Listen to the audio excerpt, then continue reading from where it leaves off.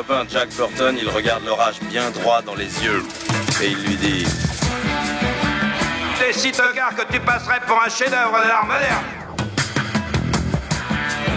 Madame, je n'écrirai rien sur ce film, c'est une merde. Merde. Ce sont les gars qui se prétendent normaux qui vous déçoivent. Les dingues, ça ne fait jamais peur.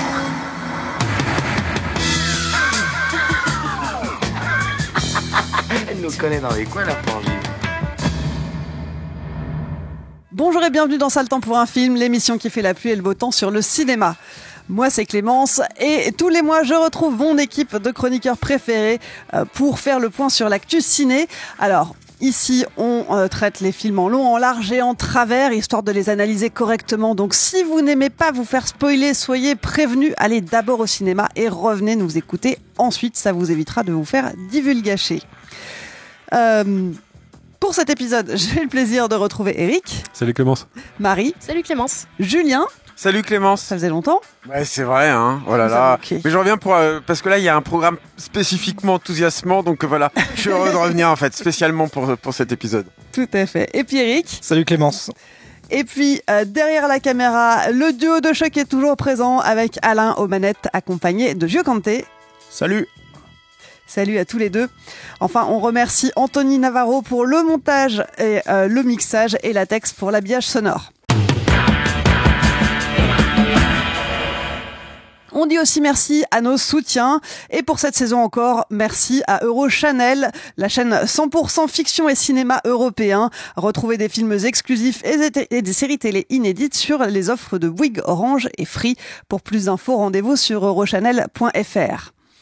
Et puis, merci aussi à toutes les auditrices et les auditeurs qui nous soutiennent, qui nous suivent et qui prennent un abonnement sur une de nos plateformes partenaires ou qui nous font un don ponctuel.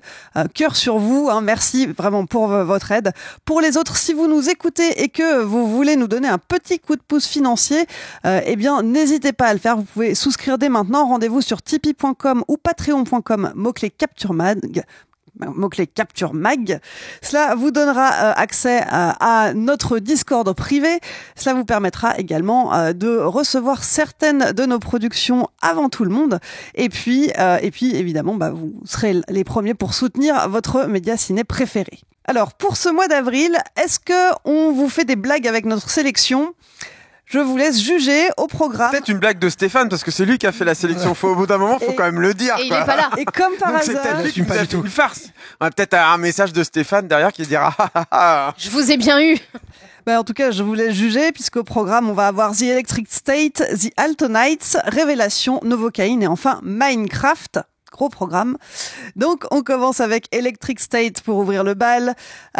Film sorti le 14 mars sur Netflix, réalisé par Anthony et Joe Russo, les deux frères abonnés au prod Marvel. On leur doit notamment Captain America Winter Soldier, Civil War, Avengers, les deux derniers, Infinity Wars et Endgames. Et avant ça, ils ont aussi travaillé sur des séries. On a tendance à l'oublier. Ils ont bossé notamment sur Aristide Development et Community. Et les deux frères donc signent ici une adaptation du travail de Simon Stallone-Hag. Il a notamment écrit le jeu de rôle Tales from the Loop, lui-même adapté en mini-série en 2020, et il a écrit donc un roman qui s'appelle The Electric State. C'est bien ça, je l'ai pas lu moi, mais Marie t'en parlait tout à l'heure. Ouais, je l'ai pas lu The Electric State. Moi, j'avais lu Tales from the Loop et j'ai feuilleté The Electric State et c'est un peu le même genre de truc. C'est beaucoup d'images et un petit peu de texte qui raconte une histoire. Et c'est pas du tout ce qui a été adapté. C'est pas du tout ce qu'on s'attendait à voir dans un film. Sauf quand on a su que c'était les frères Rousseau, on savait que ça partait mal. Bon, on va en parler dans quelques secondes, mais donc ici une adaptation de ce travail. On est en 94, après une guerre qui oppose les humains aux robots. Les humains ont gagné, alors que les machines demandaient l'égalité des droits. Et on y suit Michel, une ado orpheline, qui rencontre un robot, mais pas n'importe quel robot, puisqu'il porte la conscience de son petit frère qu'elle croyait mort jusqu'ici. En 94, donc effectivement, tu l'as dit, ça plante le décor. On est dans un univers qui rappelle beaucoup ce qu'on retrouvait dans Les Gardiens de la Galaxie notamment, et ce côté rétro-futuriste. Ouais, mais qui est pas du tout celui de l'univers de Stollenhag au final. Moi, j'aime beaucoup la série Tales from the Loop. La BO est faite par Philip Glass, elle est incroyable, je l'écoute tout le temps. Et cette série, elle a en fait, elle retranscrit vraiment l'essence du bouquin, qui est beaucoup d'images. Donc c'est des paysages suédois, parce que lui est suédois, des paysages suédois un peu avec des espèces de robots abandonnés, donc un truc un peu rétro-futuriste avec des explications et tout. Mais je trouvais que la série retranscrivait très bien ce côté un peu suspendu dans le temps, une espèce de mélancolie, des personnages pas toujours très heureux qui essaient d'échapper un peu à leur vie et qui trouvaient dans les trucs qui se passaient à cet endroit-là, il y avait toujours des trucs fantastiques qui se passaient et qui leur donnaient souvent une porte de sortie de leur vie, une échappatoire, etc. Et c'est pas du tout, c'est pas du tout un truc qui se retrouve dans le film des Rousseau. En fait, c'est l'opposé. De temps en temps, il y a une image, il y a un plan vraiment qui rappelle un peu ces dessins de Simon Stollenhag. Et après, c'est vraiment tout le reste. En fait, t'as l'impression que c'est une espèce de gardien de la galaxie bis. Au niveau des couleurs, c'est hyper fluo, c'est le montage et le rythme. Enfin, c'est toujours très très rythmé. Il y a toujours plein de blagues, un peu comme dans les films des Rousseau au final, et dans les films de super-héros un peu à la Marvel. Beaucoup de blagues qui viennent casser les enjeux, etc. Je pense que le fait que ce soit Chris Pratt dans un rôle qui est très proche de celui qu'il a dans Les Gardiens de la Galaxie, mais au final qui a un peu le même genre de rôle qu'il a un peu tout le temps maintenant, je pense que ça n'aide pas non plus. Encore une fois, j'ai pas lu le truc, donc je peux pas forcément comparer, mais en tout cas, c'est pas du tout l'esprit de l'œuvre de Stollenhag. Et même au-delà de ça, il y a des choses intéressantes, ce côté d'esprit d'un humain enfermé dans un robot et la quête pour le sauver. C'est des choses hyper intéressantes, mais j'ai l'impression que ça lorgne plus du côté de Spielberg et ça nous fait un sous intelligence artificielle. En fait, il y a des scènes qui vraiment, t'as l'impression qu'elles sont sorties de là, mais en beaucoup moins bien, alors que c'est quand même un film qui a un énorme budget. Je crois que c'est la plus grosse prod, ou en tout cas une des plus grosses prods de Netflix, c'est 320 millions. Je sais pas exactement où ils sont, à part dans le cast et les réals certainement, mais je pense qu'il faut le dire, c'est quand même très très moche, et on en parlait tout à l'heure, c'est un peu le film de plateforme où tu plies ton linge, quoi, alors que c'est un film qui est très cher et que c'est censé être un très gros truc, quoi. Et voilà, après moi, honnêtement, j'en attendais rien et je pense que je l'aurais pas regardé si on l'avait pas traité. Moi, je me souviens vraiment que le jour où j'ai appris que c'était eux, avec ce casting-là, qui allaient traiter cette œuvre, je me suis dit, c'est vraiment littéralement une erreur de casting. Donc je ne suis pas déçue parce que j'en attendais rien, mais c'est vrai que le résultat est catastrophique et que ça fait vraiment une espèce de contenu vraiment dévoyé de sa substance pour aller sur une plateforme, pour aller sur Netflix, pour plaire au plus grand nombre, mais au final je sais pas à qui ça plaît, quoi. Et pourtant Stollenhag est crédité au générique. En plus, ouais. Donc je sais pas, après il y a plein de gens qui sont crédités dans leurs œuvres, dans les adaptations de leurs œuvres. Ça garantit rien. Je sais pas à quel point il est impliqué, tu vois. Je pense que c'est normal qu'il soit crédité, mais je sais pas à quel point il a été impliqué dans le film, quoi. Julien, on t'a pas. C'est vachement dur de me souvenir de ce film, quoi, en fait. Tu l'as vu il y a combien de temps? Il y a une semaine, un truc comme ça. J'ai du mal à m'en souvenir, en fait. Le truc. Alors, moi, je me méfie toujours. On sait qu'il faut se méfier toujours de l'annonce des budgets officiels, parce que même les gens qui participent, même les réals, en fait, en général, pas vraiment, à part quelques exceptions, mais ils ont pas eux-mêmes conscience, en général, de ce qu'a coûté leur film. En tout cas, quand on est sur des grosses productions comme ça, c'est très compliqué, en fait, de savoir combien coûte au final un film. Mais ce qui est évident, c'est qu'on sait en fait que tous ces films-là en fait coûtent extrêmement cher. Comme l'a dit Marie, en fait, quelque part en fait, ce film il a même pas l'excuse d'être un accident industriel. Moi, j'aurais aimé voir un accident industriel. C'est marrant les accidents industriels. Ce n'est même pas le cas en fait. C'est-à-dire qu'on est arrivé à un point avec ces films-là, mais c'est pas le seul. Tu sais, il y a eu le film avec le Père Noël et Dwayne Johnson là qui est sorti, je crois, sur Prime. Chris Pratt, il avait fait aussi un film sur Prime là où il se battait contre des créatures qui venaient du futur, je sais pas quoi. Et en fait, on assiste en fait. Alors, je pense que le seul intérêt de Electric State, c'est que tous ces films là, le film avec Ryan Reynolds, Gal Gadot et Dwayne Johnson aussi qui était sur Netflix et tout, qui c'est pareil, c'est des films qui coûtent des fortunes en fait, des trucs monumentaux absolument énormes, quoi, et qui au final en fait tu dis mais il y a qui t'en parle en fait de ces films-là? Quand est-ce que tu vois sur les réseaux sociaux des échos en fait de ces trucs absolument monstrueux, absolument énormes? Et je parle pas en fait un an après et tout, 6 mois après. Non, au moment où ça sort en fait. À quel point ces films-là existent? Je sais pas en fait. C'est une vraie question que tu te poses. Alors là, tu sais que pour Electric State, pour le coup, les résultats en fait, Netflix est en train de communiquer un tout petit peu plus en fait sur les résultats qui reçoivent vis-à-vis de ce genre de production. Et là, tu sais que ça marche pas du tout, quoi. Et en tout cas, c'est bien en dessous en fait de ce qu'ils espéraient. Mais c'est vrai que quand tu vois ça, tu te dis mais où passe l'argent, quoi? Où est passé l'argent, quoi? Vraiment, il y a un truc. Et je me rappelle, ils avaient fait un film qui s'appelle Cherry aussi, qu'on avait chroniqué dans un vieux Saltan aussi, quoi. Et c'est pareil, qui avait coûté un pognon monstrueux. T'as aucun souvenir, tu vois? Avec Tom Holland, quoi. C'est ça. Je crois qu'on l'avait dit dans l'épisode, qu'on avait dit que c'était un film qu'on allait oublier aussi. Ouais. Et en fait, tu vois tous ces gros trucs en fait. Qui je sais même pas au niveau de l'image en fait de Netflix si ça marche, si ça crée quelque chose, etc. Donc là c'était Apple TV. Mais... Ouais voilà c'est ça. Mais bon peu importe. Ouais. Mais en fait je pense donc moi je pense alors Electric State, moi j'ai absolument rien à dire là-dessus si ce n'est que on arrive à un tel stade en fait de formatage, c'est-à-dire Netflix ils formatent énormément sur plein de trucs ces grosses productions là, ils imposent beaucoup de choses sur la colorimétrie, évidemment t'as une caméra qui t'a imposé en général tous ces trucs là, etc. Et en fait, et comme l'a dit Marie, en fait moi j'ai l'impression de voir un film qui essaye de tellement plaire à tout le monde qu'il plaît plus à personne. Et je pense que moi, contrairement à ce que semble penser ce genre de personnes, à mon sens, hein, les gros succès, à part quelques Marvel malheureusement et tout, mais souvent ces gros films en fait qui marquent, c'est des films qui sont très personnels et où tout à coup un artiste, un écrivain, peu importe, réussit de faire de quelque chose d'un ressenti extrêmement personnel, quelque chose qui est universel. C'est ça en fait qui de son dans l'art en général. Hein, je réinvente rien quoi. Je dis une grosse la palissade devant vos yeux ébahis quoi. Et c'est vrai que là, du coup, tu te dis mais qui va triper en fait devant ce film-là quoi? Même un enfant en fait, est-ce qu'il va vraiment triper là-dessus? Mais je m'ennuyais tellement que je me suis vraiment posé cette question-là. Je me dis à quel moment en fait t'as un gars, t'as un truc qui va faire mouche auprès du public le moins exigeant possible. Et le seul truc c'est cette espèce de robot qui est un robot dans un robot et tout. Là, je me suis dit, bon, peut-être que là-dessus ça peut peut-être fonctionner. J'en sais rien. Mais en dehors de ça, je ne comprends pas en fait ce truc-là et moi j'ai un mal de chien en fait à me souvenir de ce film. Je trouve que tout le film en fait un peu à l'image de cette actrice la Millie Bobby Brown là qui est énormément qui est l'actrice Netflix par excellence, c'est-à-dire qu'à part un ou deux Godzilla du Monsterverse épouvantable là, de Legendary, je suis pas sûr qu'elle ait beaucoup tourné en fait en dehors des prods Netflix. Et c'est pareil en fait cette fille alors je suis probablement pas la cible hein, donc je suis peut-être pas bien placé en fait pour la juger et tout, mais qui tripe vraiment autour de cette fille quoi, peut-être des fans en fait, tu me diras de Stranger Things. Je pense qu'ils misent sur ça sur ouais c'est un peu jeune là-dessus, mais tu vois ils ont déjà tellement misé sur elle, tu vois, ils ont fait Enola Holmes, ils ont fait le truc où elle combattait un dragon là, tous ces trucs là et tout et cette fille c'est pareil quoi, qu'est-ce qu'elle a? Parce que tu parlais de Chris Pratt tout à l'heure, ils ont plus rien, enfin il fait une espèce de simili, encore un énième simili Yann Solo à 2 balles là, un peu margoulin, un peu gaffeur, qui prend pas vraiment les choses au sérieux mais qui en fait prend quand même les choses au sérieux et tout est tellement éculé, tout est tellement basique, sauf que donc là on sait que ça marche pas.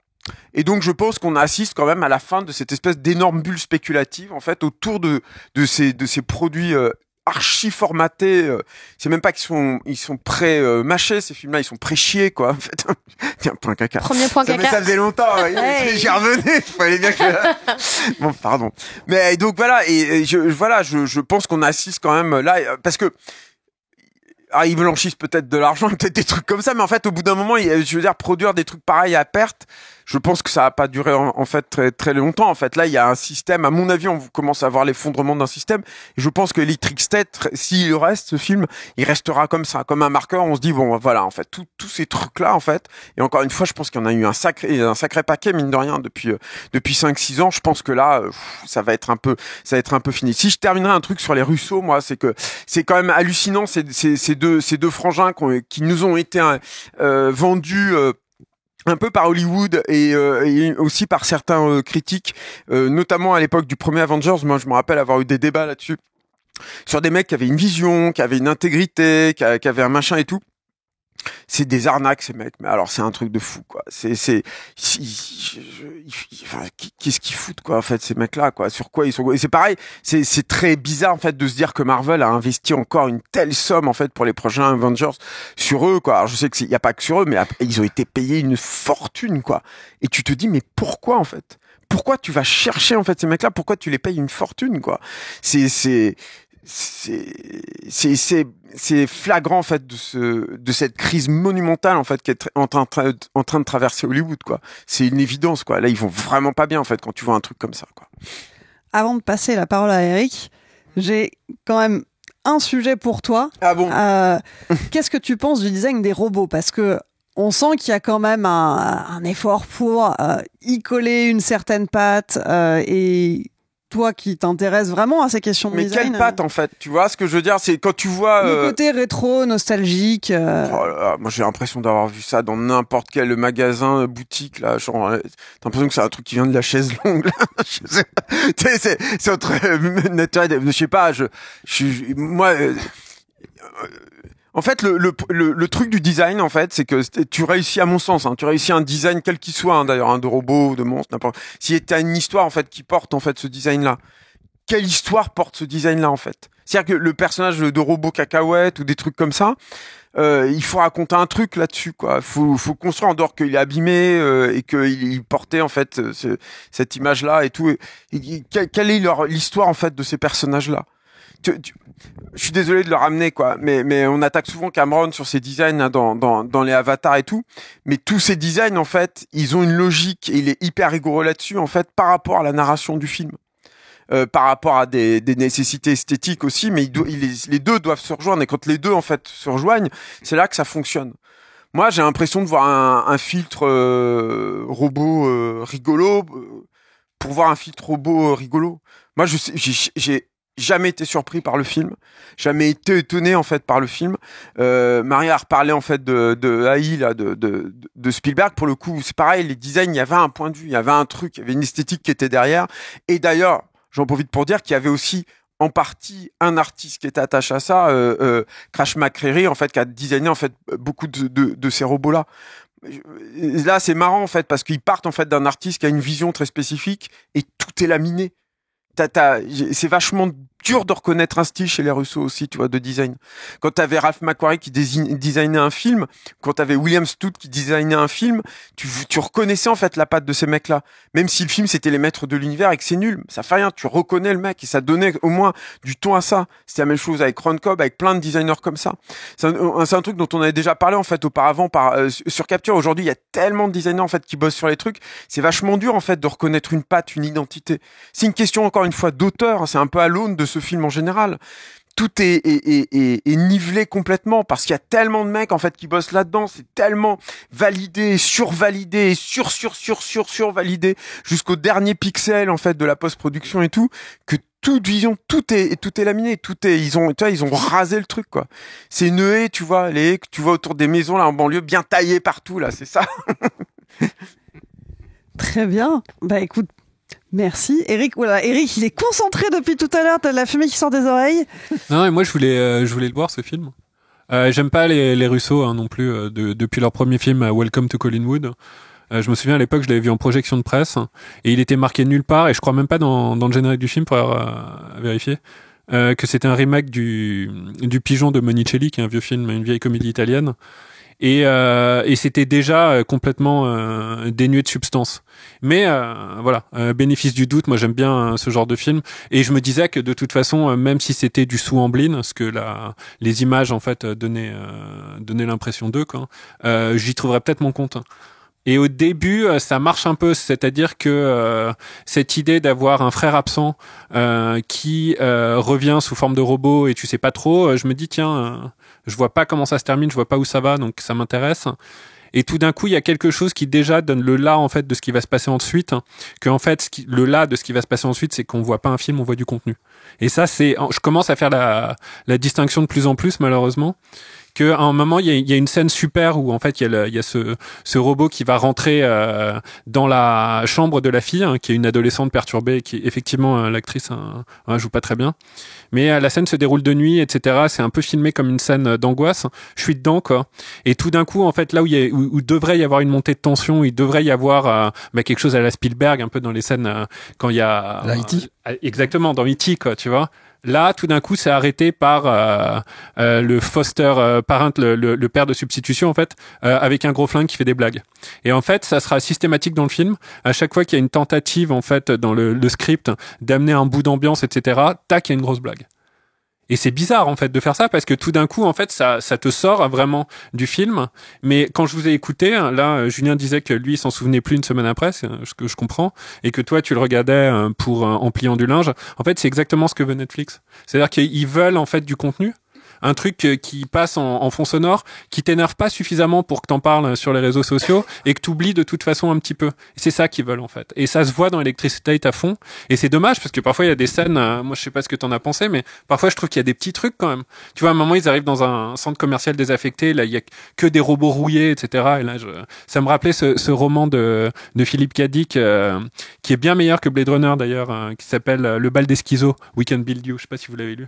Super, vraiment, où là aussi il y a cette esthétique en fait de robot rouillé, hein, où à un moment il joue même avec cette image d'un vieux robot, je crois que c'est le président Lincoln, etc. Et l'histoire est super. Et bref, ça me rappelle un peu ça, hein, dans cette centre commercial abandonné avec des robots rouillés, etc. Et là aussi même chose, toute tentative en fait de rentrer dans l'émotion de ces robots abandonnés. Tout d'un coup, il y a des blagues. Mais ils ont peur de ça, hein, Eric. Ouais. Ils ont peur de l'émotion. Ouais. Et ces mecs-là, et Netflix. Ouais. Et pire, après, il y a des scènes d'action qui sont en fait à 3 mouvements en fait. C'est-à-dire, il n'y a pas qu'un climax, il y en a 3. Et en fait, là aussi, ils préfèrent te balancer une scène d'action où personne ne meurt vraiment, où personne n'est vraiment, un peu comme dans les Marvel, je trouve, où les coups sont pas vraiment portés, etc. Plutôt que de traiter l'histoire. Donc moi je trouve ça, c'est un peu comme ce film d'ailleurs, on en parlera après. Mais je trouve ça un peu dommage en fait qu'on en arrive à un truc qui est le cauchemar en fait. Ça me rappelait mes lectures d'université, mais des situationnistes. Quand on lisait Debord ou Tikkun, ces gens-là ils disaient qu'en fait le pire en fait qui pouvait arriver à l'être humain, c'était de devenir un consommateur passif et parfait, en fait, d'une cible idéale du marketing. Et en fait là-dedans, c'est ce que ce film-là, le public de ce film-là, c'est ça. Et donc ça sera les très jeunes qui n'ont pas encore vu tous ces films-là et qui seront contents de voir des robots, et des gens qui regardent ça même pas en pliant le linge. Hein. Ils vont aux toilettes, ils reviennent, ils ont oublié qu'ils regardaient le film. Donc ils passent ça en regardant les réseaux sociaux. Ouais, c'est ça. Et donc du coup, en fait, c'est pas un film, c'est du contenu. Et c'est triste à dire. Hein. Je suis pas joyeux en disant ça parce que moi j'aurais aimé. Il y a des trucs qui marchent parfois où en fait à la fin elle retrouve son frère mort, elle doit faire un choix, etc. C'est des trucs qui méritaient en fait d'être traités dans un scénario et dans un film. C'est dommage en fait. Voilà. C'est un peu radical. Je suis désolé, mais non, mais merci pour ton analyse. Ouais. Pierrick, est-ce que tu as quelque chose à sauver ? Vous avez un peu fait le tour. Hein. Moi, alors j'ai pas adoré non plus. Hein. Moi, j'ai pas de rancœur particulière par les frères Rousseau parce que j'ai vu très peu de leurs films en fait. Donc j'ai dû voir. Ceci explique cela. Voilà. Oui, ça y est. Si j'ai vu les 2 Avengers et j'ai vu Captain America le Soldat d'hiver que je trouve plutôt regardable personnellement. Mais bon, bref, voilà. Non, mais en fait, je m'en foutais un peu que ce soit eux qui réalisent. Moi, j'ai plutôt adhéré au début du film. Je trouve ce qui est vendu, la guerre, etc. Bon, c'est rapide. Mais c'est pourquoi pas. Il y a un petit côté Amblin effectivement que j'ai vu tout de suite, mais au bout d'un moment en fait moi j'ai marché à peu près jusqu'au moment où ils arrivent chez les robots en fait, où ils se prennent des frigos sur la tronche là. À peu près 1 heure de film, je pense. Et là, j'ai complètement lâché. Et après, tu passes ton temps à te demander pourquoi j'ai lâché, en fait. Pourquoi je suis plus l'histoire, etc. Et effectivement, comme tu dis, c'est que tout est lisse. En fait, je pense qu'il y a un projet de base. Et après, ils empilent les talents, entre guillemets, si on peut appeler ça des talents. Mais ils empilent les talents. Donc, du coup, t'as personne qui joue ensemble. Ils sont pas dans les mêmes films, limite ils se donnent pas la réplique. Tu vois, on te fait arriver le méchant là de l'acteur qui joue le méchant dans Mandalorian. Stanley Tucci. Ouais, et dans Dexter, pas dans Dexter, dans tiens, j'avais complètement oublié ça. Ouais, dans quoi il joue dans le Dans Transformers. Oui. Dans... Non, Si, il joue un rôle comme ça dans la un série, Oui, dans Breaking Bad. Breaking Bad. Ouais. Oui. Et tu te dis, mais qu'est-ce qu'il vient faire là? Enfin, bon, il fait la même chose que d'habitude. Enfin, bref. Gustave Fring. Et comme tu dis, à la fin, en fait, normalement, on devrait pas en avoir rien à foutre que son frère, il faut le déconnecter ou pas. Enfin, on devrait avoir un début d'émotion. Enfin, et là, tu te dis, mais abrégé quoi. Enfin, prenez une décision. Tu es l'enfant. Débranchez-le ou faites quelque chose. Mais c'est ça. Ou ressortez-moi un twist à 2 balles, mais faites quelque chose quoi. Abrégez les souffrances. Et c'est vraiment, en fait, c'est ça qui est pénible, c'est qu'effectivement t'es devant du contenu et tu te dis bah en fait ouais vous avez empilé les millions, les dizaines de millions, les centaines de millions, mais finalement ça fait pas un film. Il y a un truc qui est marquant, c'est que par exemple le personnage de Chris Pratt, on sait jamais vraiment qu'est-ce qu'il joue en fait. Quel est son personnage? Ouais, à un moment, il y a tout un truc de gag avec son trousseau de clés. Tu dis, bah, il y a un moment, ça va payer. Enfin, il va y avoir un truc qui va être marrant au bout d'un moment, quoi. Mais non, il s'en sert 2 fois et après, ça disparaît. Tu dis, bah, pourquoi vous avez fait ça, en fait? C'était pas drôle au début, donc pourquoi fallait soit aller au bout, soit pas le faire du tout. Il y a pas de choix, en fait. Il y a pas de choix. Tu vois qu'il y a pas d'émotion, il y a pas de choix, mais ça va ensemble, Il faut que tout soit lisse, en fait. C'est, ouais, comme un Marvel, en fait, faut pas qu'il y ait une émotion plus haute que l'autre. C'est quand même dommage quand l'histoire te raconte l'histoire entre, pareil, enfin, Millie Bobby Brown, au début, elle a perdu ses parents, son petit frère, et elle fait des blagues. Je dis, mais attends, elle est trop mal, elle est chez un mec qui est odieux, il y a tout aussi peut-être une réflexion sur, il y a un petit côté Wall-E aussi, où les humains sont devenus des grosses feignasses et, etc. Et ça, c'est jamais traité. Enfin, il y a, c'est des idées balancées comme ça, et puis bon non voilà, c'est juste pour la balancer l'idée, mais en fait on va rien en faire parce qu'on n'a pas envie, parce que on n'a pas les talents pour l'écrire, et voilà, et donc c'est d'une tristesse absolue en fait au final. Même si au début tu te dis bah pendant une 3/4 d'heure, 1 heure, tu dis ouais ça marche, on va voir où est-ce qu'il nous emmène, mais comme il nous emmène nulle part, bah tu te fais chier en fait. Moi c'est tu parlais de The Creator aussi. Oui, je parlais de bah c'est carrément le pitch de The Creator, c'est la guerre des IA ou des, je sais plus, dans The Creator, c'est des robots ou c'est des IA, je sais ouais, plus. c'est un peu la même chose. Oui, et il y a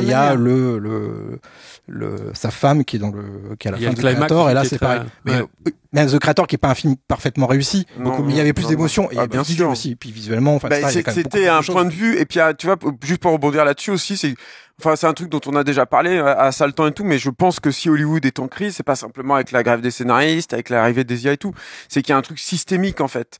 Ils ont plus de star system, ils commencent à ne plus avoir l'apanage en fait de la grosse production qui en jette, c'est-à-dire que beaucoup de gens commencent à pouvoir faire ce type d'effet spécial là, et Gareth Edwards l'avait prouvé en fait dans The Creator. Ouais. C'est un film qui a un coûté tout que petit budget, et t'avais plein de trucs en fait, beaucoup plus d'idées visuelles et tout là-dedans, et en fait ils sont vachement reposés pendant très longtemps là sur les IP là, sur les grosses franchises et tout, et ça commence à grave marquer le pas en fait, ce truc là aussi quoi. Et là quand tu vois ça, moi j'ai vraiment l'impression de voir un truc mort et fin de règne total quoi. Je pense que dans les années 60, alors je connais peut-être pas assez bien l'histoire du cinéma américain pour asséner un truc comme ça, mais je pense qu'avant le nouvel Hollywood, avant qui touche le fond en fait, les studios, il y avait des prods comme ça en fait, qui étaient complètement en fait ils empilaient les talents, le pognon, mais ça donnait des grosses baudruches, voilà, en fait. Très bien. Bah, je vais pas en ajouter des caisses parce que je suis à peu près du même avis que vous. J'ai eu l'impression que de voir en fait 1000 références prises dans des films meilleurs et que j'ai plus aimé, et tous jetés, mélangés en même temps pour au final avoir quelque chose qui, ouais, visuellement, ça m'a vraiment beaucoup trop rappelé les Gardiens de la Galaxie, alors que c'est pas le même univers, hein, mais là pour le coup, tu disais il y a pas de patte, bah là moi je retrouve cette patte là. Alors je sais pas derrière qui a bossé sur le design, mais en tout cas, j'ai tout de suite, c'est le truc qui m'a fait me dire ah ouais, ok, c'est un film des frères Russo, c'est un film, c'est pas du Marvel, mais ça en a le goût, l'odeur, enfin, ou plutôt le manque de goût et le manque d'odeur, et voilà, donc je l'ai vu cet après-midi, mais je l'ai déjà oublié. Je pense que dans une semaine, vraiment, il ne sera plus là. Si vous voulez vous faire votre propre avis, malgré tout, sur The Electric State, bah écoutez, il est sur Netflix depuis le 14 mars et il risque d'y être encore un petit bout de temps, donc vous avez le temps. Le film suivant, il est sorti en salle le 19 mars et il s'intitule The Altonites. C'est un film de Barry Levinson, à qui on doit Good Morning Vietnam, Rain Man, des hommes d'influence ou encore Sleepers, mais aussi les séries comme Oz et Borgia. T'as dit quelque chose, Julien? Non, c'est lui qui parle, c'est pas moi. Good Morning. Mais Good Morning, ils viennent pas, mais c'est les années 80. Oui, bah oui, Pierrick. Il a 125 ans, quoi. Oui, ça. Eh bien là, direction les années 50, la mafia règne sur New York, forcément avec son lot de rivalités et de trahisons. Face à face, d'un côté on a Frank Costello et de l'autre Vito Genovese. Autrefois meilleurs amis, Vito tente de faire assassiner Frankie, raté. Un geste qui décide Frank à prendre sa retraite de son rôle de boss des boss. Mais dire bye bye à la pègre, c'est pas si facile que ça. Tout le monde l'a vu ici. Oui. Alors, Pierrick. Grand plaisir. Alors moi, j'ai eu un grand plaisir. C'est que, par miracle, je suis tombé sur Julien à la même séance que lui. Et comme on s'était pas vu depuis longtemps, on s'est raconté plein de trucs. Voilà. Bah, Pendant le film. Et on n'a même pas dormi. Après, les gens, formidable. On parle pendant les films. Hormis ça, c'est un film d'outre-tombe, quoi. C'est terrible. Je pense qu'en fait, ça raconte rien. Enfin, ça m'a fait penser à ces productions Hallmark des années 90, les longs téléfilms qui racontaient pas grand-chose, où les dialogues étaient nuls, aucune intensité dans quoi que ce soit, dans la moindre scène, si ce n'est la première scène où il se fait tirer dessus, dans l'oreille, comme Donald Trump, c'est fou. Et en fait, il y a un parallèle, j'ai pas vu ça. Ouais, moi j'y ai pensé tout de suite. Ah ouais, bon, d'accord. Et voilà. Et en fait, après, tu vois le générique, tu fais Barry Levinson, ouais, effectivement. Irwin Winkler, putain, mais c'est pareil, c'est des producteurs des années 93 80, quoi. Ouais. Et là, tu comprends un peu le projet, mais tu te dis, mais ça fallait pas en faire un film, ça. Tu demandes même si c'est pas pour, je sais pas, pour blanchir de l'argent de la drogue ou un truc comme ça, parce que il y a pas d'histoire, ça ne raconte rien. Et je pense qu'ils avaient pas l'énergie.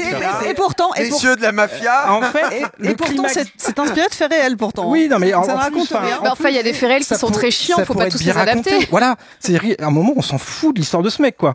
Et le climax, c'est quand même un pique-nique, quoi. Enfin, c'est quand même non, fou, c'est les quoi. voitures qui s'embourbent. Il y a de la boue, il y a de la boue. Et pendant que De Niro va acheter des pommes. Enfin, c'est terrible, ce film. Ça, c'est le plot twist.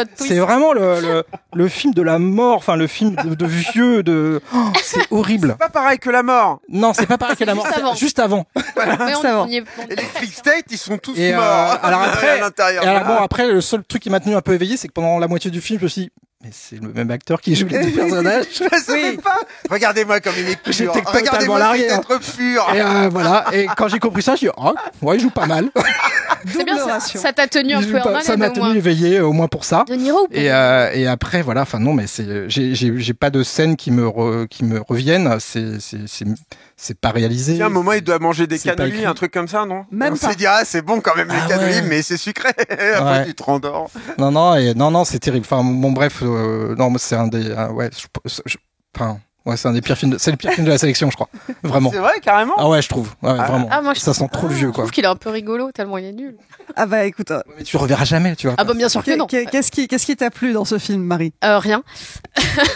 non, mais en fait, mais tu l'as dit, Pierrick, hein, c'est un film de vieux. On a regardé, on l'a vu ensemble avec Eric, on a regardé les Décidément, âges. C'était en Nous, on y binôme. allait volontairement en binôme. Et heureusement, parce que franchement, c'était très dur. Parce que c'est long, hein, ça dure 2h et quelques, 2h10, un truc comme ça. En ressenti, c'est à peu près 2 ans et demi. Tu sors, tu penses que t'es aussi vieux que tous ces gens-là. En fait, donc le réal, on a regardé, hein, ils ont tous, en fait, entre 81 et 93 ans, que ce soit le réal, le scénariste, le chef-op. De Niro, c'est le petit jeune, il a 81 ans. Et en fait, non, mais c'est fou, en fait, le chef-op a 83 ans, pareil, le scénariste aussi. Le scénariste, c'est lui qui a écrit Les Affranchis. Enfin, Casino. c'est, tranquille, quoi. c'est quand même une équipe, voilà, sauf que, en fait, c'est tous des petits papis. Et en fait, c'est vraiment un film de petits papis. Il ne se passe rien. Du coup, pour essayer de te donner un peu l'illusion qu'il se passe des choses, t'as une caméra qui bouge un peu, mais pour filmer des trucs fixes, comme des images d'archives, en fait. Donc je sais pas comment il a été écrit, parce qu'en fait il y a 3 temporalités dans le film. Il y a donc ce qui se passe en ouverture, là, cette tentative d'assassinat et tous ces événements là qui sont dans les années fin 50 ou fin 60, je sais plus. Enfin, voilà. 50. Il y a des flashbacks de leur jeunesse, puisque ces deux personnages étaient comme des frères, ils ont grandi ensemble, etc. Et donc là, on a tout un étalage de photos en sépia, en noir et blanc, et comme elles bougent pas, du coup, la caméra bouge dessus, et vraiment des trucs où tu te dis, mais c'est pas du tout intéressant. Donc plein de flashbacks, et c'est souvent les mêmes, en plus les mêmes images et tout. On a compris en fait qu'ils étaient ensemble quand ils avaient 15 ans. Et il y a ce truc très bizarre, je sais pas si ça a été écrit comme ça dès le début ou si c'est quelque chose qu'ils ont rajouté après, mais il y a donc cette voix off de un des deux personnages joués par De Niro, qui parle face caméra, un peu comme dans un documentaire, en regardant la caméra. Et ça, je trouve que c'est hyper bizarre parce que déjà, ça n'apporte pas grand-chose. La voix off, elle est surexplicative. Tu vois, il y a des scènes où ils s'embrouillent et ils se quittent fâchés, et puis il fait, ah bah oui, là on était dans un impasse, on en était fâchés. Oui, on voit bien que vous êtes fâchés. Vous êtes partis chacun d'un côté en claquant la porte, en fait. Et du coup, t'as l'impression que c'est un film de petits vieux pour des petits vieux qui t'expliquent bien, ah, regarde, on était fâchés. Et bah oui, ils sont fâchés. Donc c'est des gens qui parlent pendant tout le film. En fait, c'est que des chants contre chants, de gens qui discutent, de gens d'audition, dans une espèce de, enfin, c'est pas un procès, mais c'est une espèce de commission, je sais plus exactement. Mais c'est des gens qui parlent, et après des gens qui parlent pour organiser un pique-nique géant avec tous les capots de la mafia. Et donc, cette scène de climax. Barbecue. Où ils disent, attention, vous allez vous embourber. Et qu'est-ce qui se passe? Ils s'embourbent. Et vraiment, c'est le climax du film. Et tu vois, Eric qui râlait, je fais, mais tu peux pas râler. Là, il y a quand même un climax incroyable. Et vraiment, on riait, mais c'était nerveux, quoi. Le mec devant nous était tombé, vraiment, il dormait, il était tombé, on le voyait plus sa tête. Il est mort, ça se trouve, il est mort. Non, parce qu'il s'est relevé à la fin, il était beaucoup plus jeune que les protagonistes, donc il s'est relevé. Quelqu'un qui est parti au bout de 10 minutes, on s'est dit, cette personne était visionnaire. Et il y a quand même un truc qui est incroyable. Il y a dans cette audition là, ils font apparaître à un moment un témoin. Ils disent, vous êtes aveugle, vous êtes legally blind, machin. Et il explique, oui, j'ai tant de pourcents ou de dixièmes de vision et tout. Et là, il y a un flashback du mec qui passe son rendez-vous chez l'ophtalmo, qui le déclare legally blind. Et je me suis dit, mais en fait, on va pas faire des flashbacks de tout. Et vraiment, je me suis dit, mais si on en est là, oui, forcément, le film il fait 2 heures pour rien raconter. On aurait dû regarder l'âge du monteur aussi. Ça, je pense qu'il a aussi 82 ans. Le compositeur est jeune. Quel âge il a ? J'ai pas trouvé sa date de naissance, mais il a des photos de jeune homme. Un petit jeune de 70 ans. Un petit jeune de 45 ans peut-être. Et donc du coup c'est un peu étonnant. En plus ce truc de De Niro qui joue 2 rôles, je sais pas exactement pourquoi ça a été décidé comme ça, mais je trouve que c'est pas très intéressant. On dirait, en fait moi ça me rappelle un peu certains films un peu moins bons de Niro où il fait un peu du De Niro. Donc du coup là il fait du double De Niro. En fait il y a De Niro et De Niro avec des lunettes, mais qui fait un peu du Joe Pesci aussi. Donc on sait pas exactement. Et ils lui ont mis un peu de latex quand même. Ouais, il y a un peu des prothèses et tout, donc d'où le doute de Pierrick. Hein. Mais je trouve que ça apporte pas grand-chose. Et en fait, moi je trouve que c'est intéressant l'idée d'une mafia crépusculaire. En fait, il y avait The Irishman évidemment qui était qui est déjà moi un film que j'adore pas, mais qui était un film volontairement crépusculaire sur la mafia. Et celui-là, j'ai l'impression qu'il l'est involontairement en fait parce qu'il l'est premier degré. Et j'ai l'impression qu'il enterre vraiment le film de mafia sans vouloir le faire, en voulant nous montrer des vieux mafieux. En fait, il montre des vieux gens qui font des films de mafieux. Et je trouve que c'est un peu triste. Et du coup, je sais pas quel est le propos du film parce qu'en fait, ça raconte rien.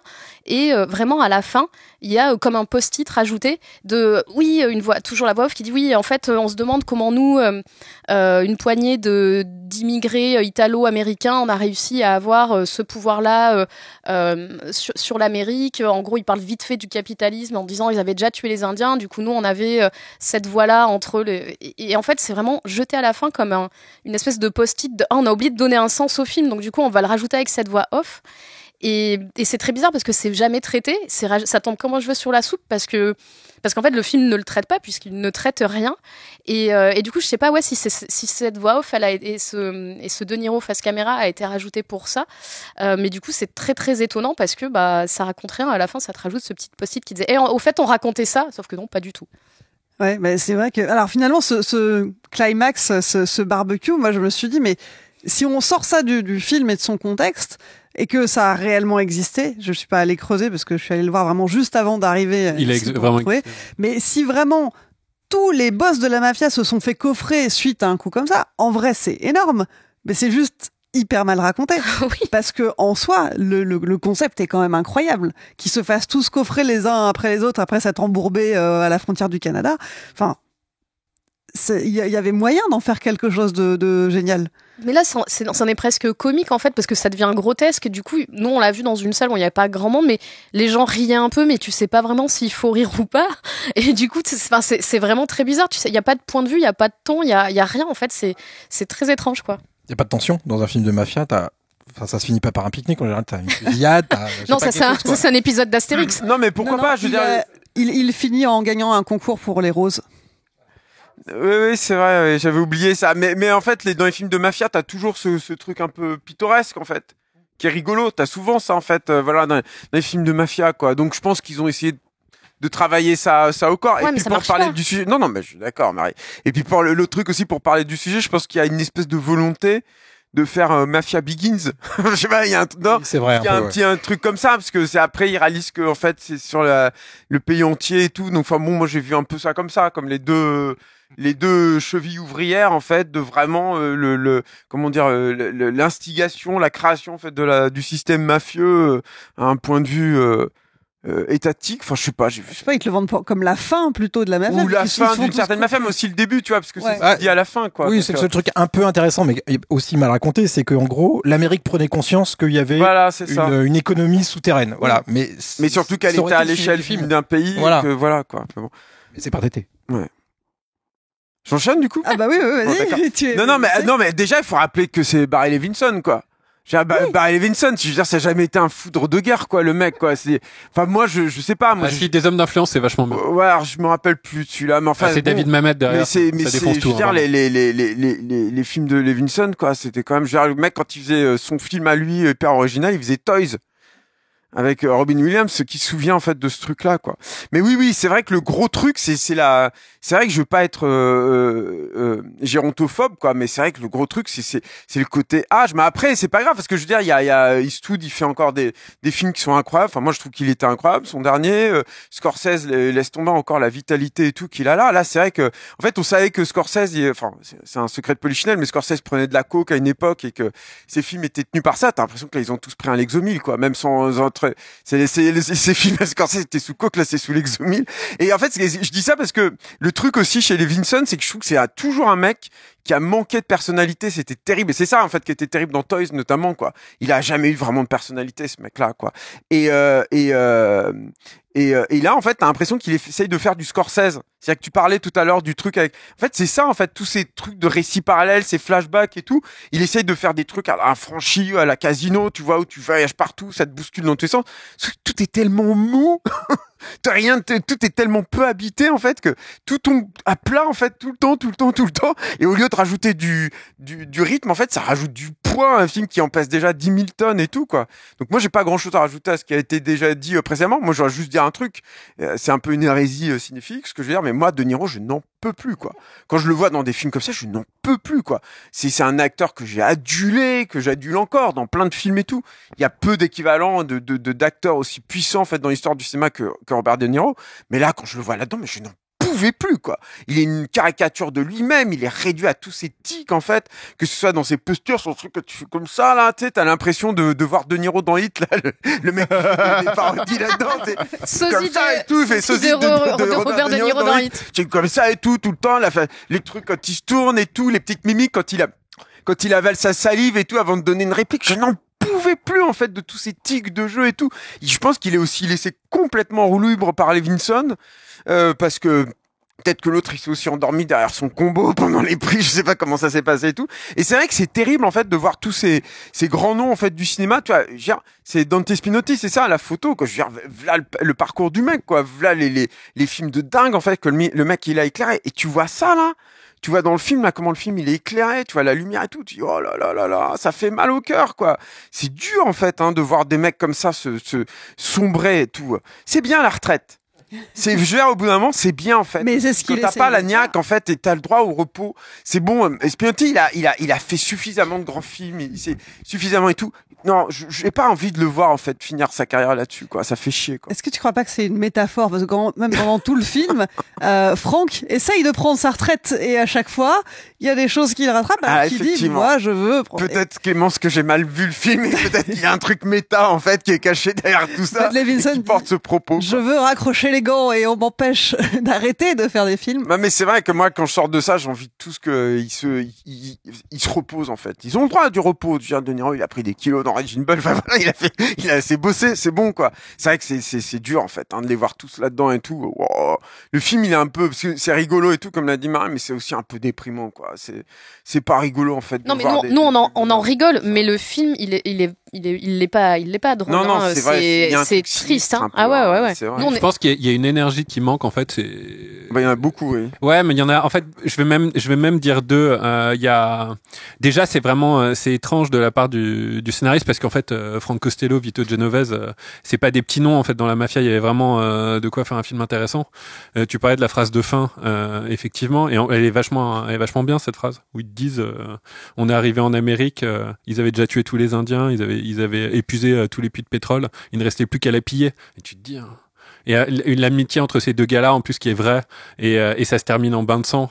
C'est super, en fait, tu vois, une tentative d'assassinat. Et tu comprends jamais leur amitié, hein. Et du coup, en fait, tu commences par une tentative de meurtre. On te dit tout de suite, non, t'inquiète, il est pas mort. Grosse erreur, déjà. Tu te dis, bon, bah, ok. Le peu de tension qu'il aurait pu avoir c'est ça.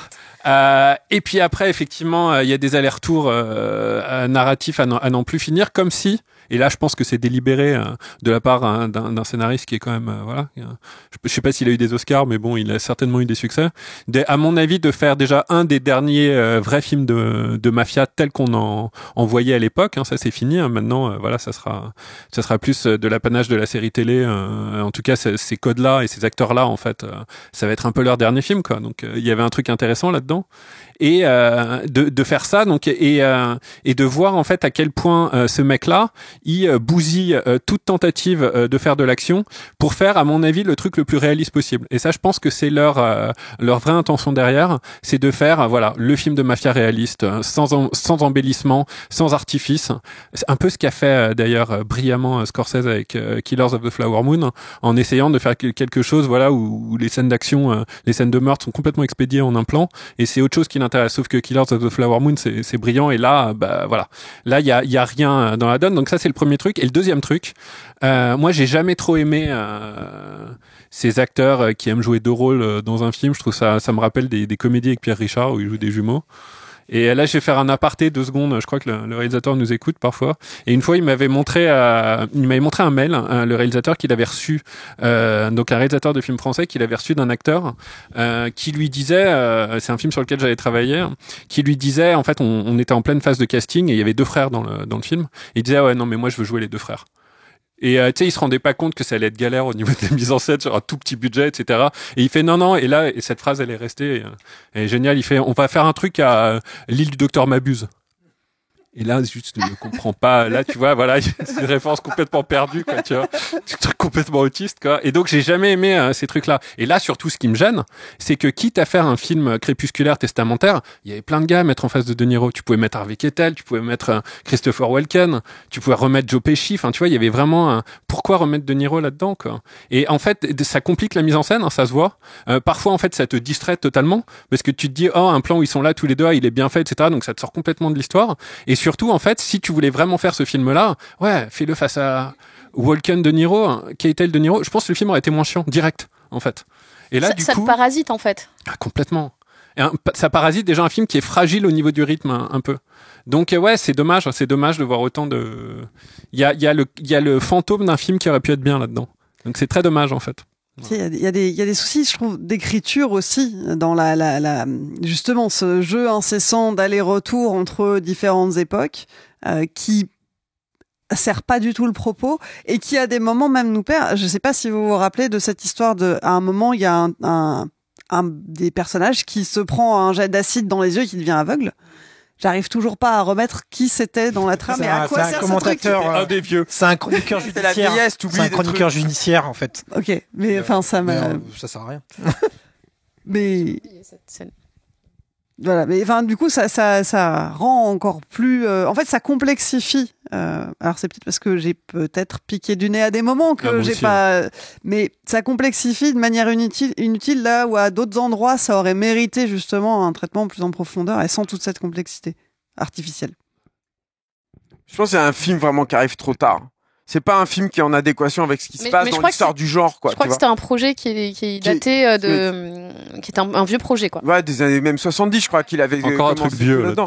Non, mais bien sûr, mais je pense que tu vois, dans l'histoire les genres ont des histoires organiques, quoi. Tu vois, c'est pas un truc quelqu'un est pas en train d'écrire ça. Mais comme l'a dit Eric, voilà, ces films-là, ils ont existé, ils ont leur vécu. Et par exemple, Killer of the Flower Moon, puisque tu l'as cité, je pense que c'est vraiment un film qui montre une direction sur une évolution potentielle en fait du film de mafia.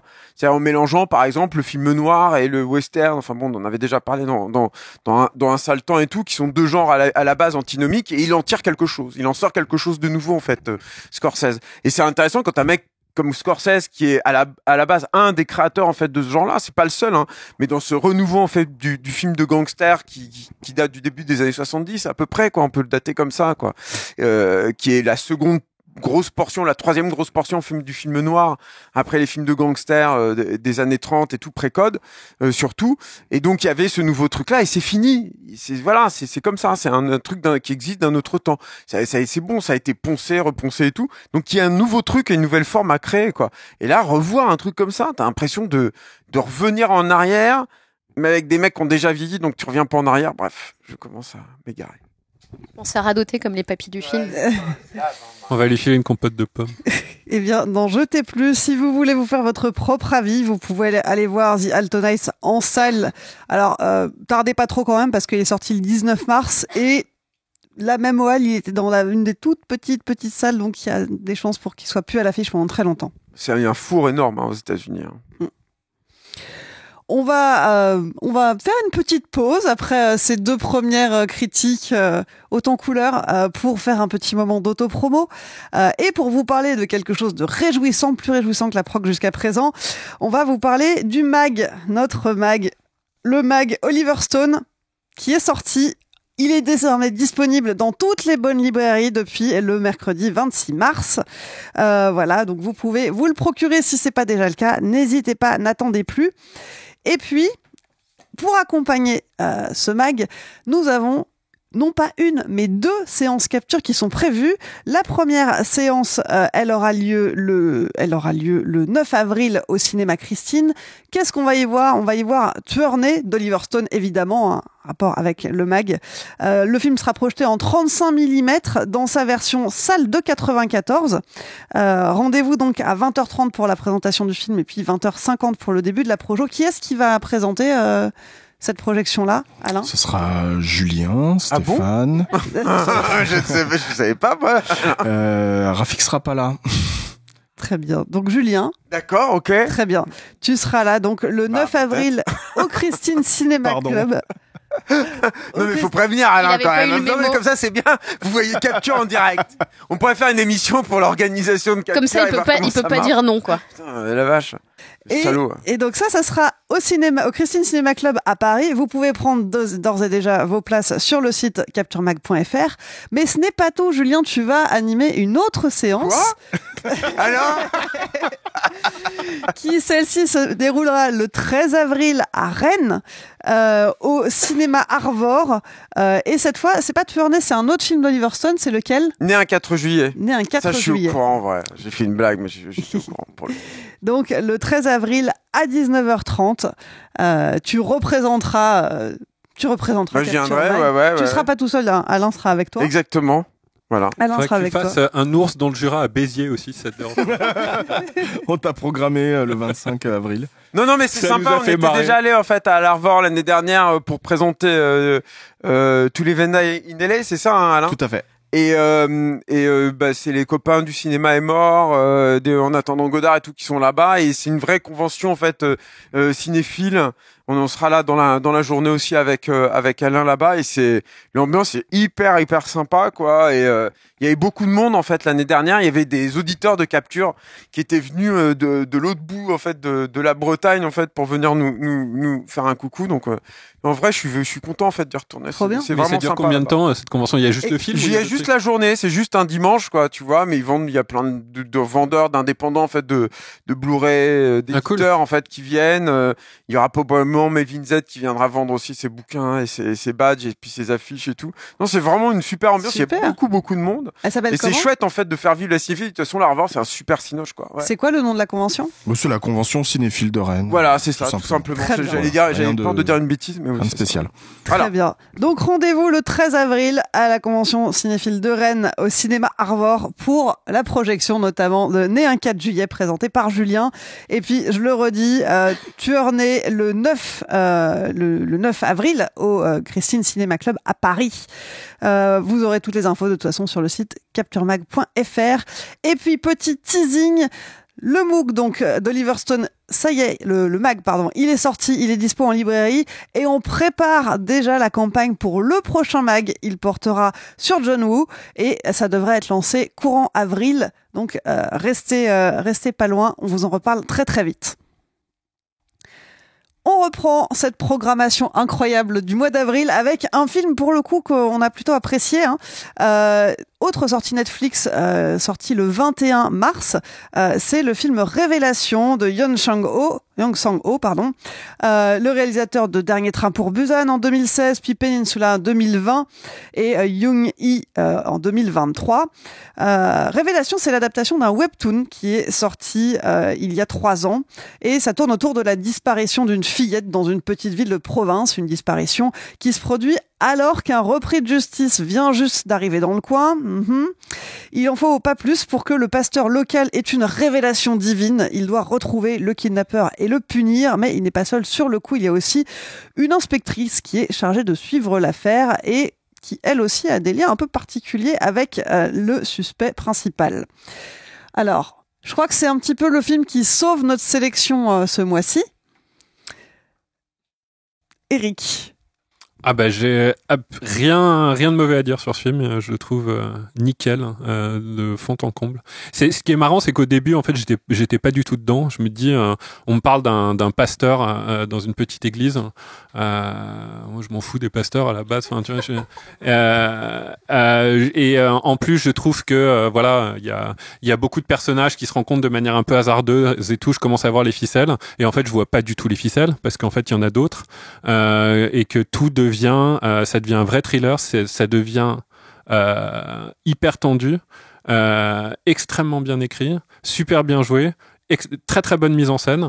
Le film est produit par Alfonso Cuarón aussi de mémoire, donc ça et puis c'est aussi Julien en parlera mieux que moi parce que moi j'ai pas vu tous ces films. J'avais vu Busan que j'aimais moyennement, je trouvais ça pas mal, mais là c'est vraiment c'est d'un niveau rare, que c'est sans doute un des meilleurs films de l'année, vraiment.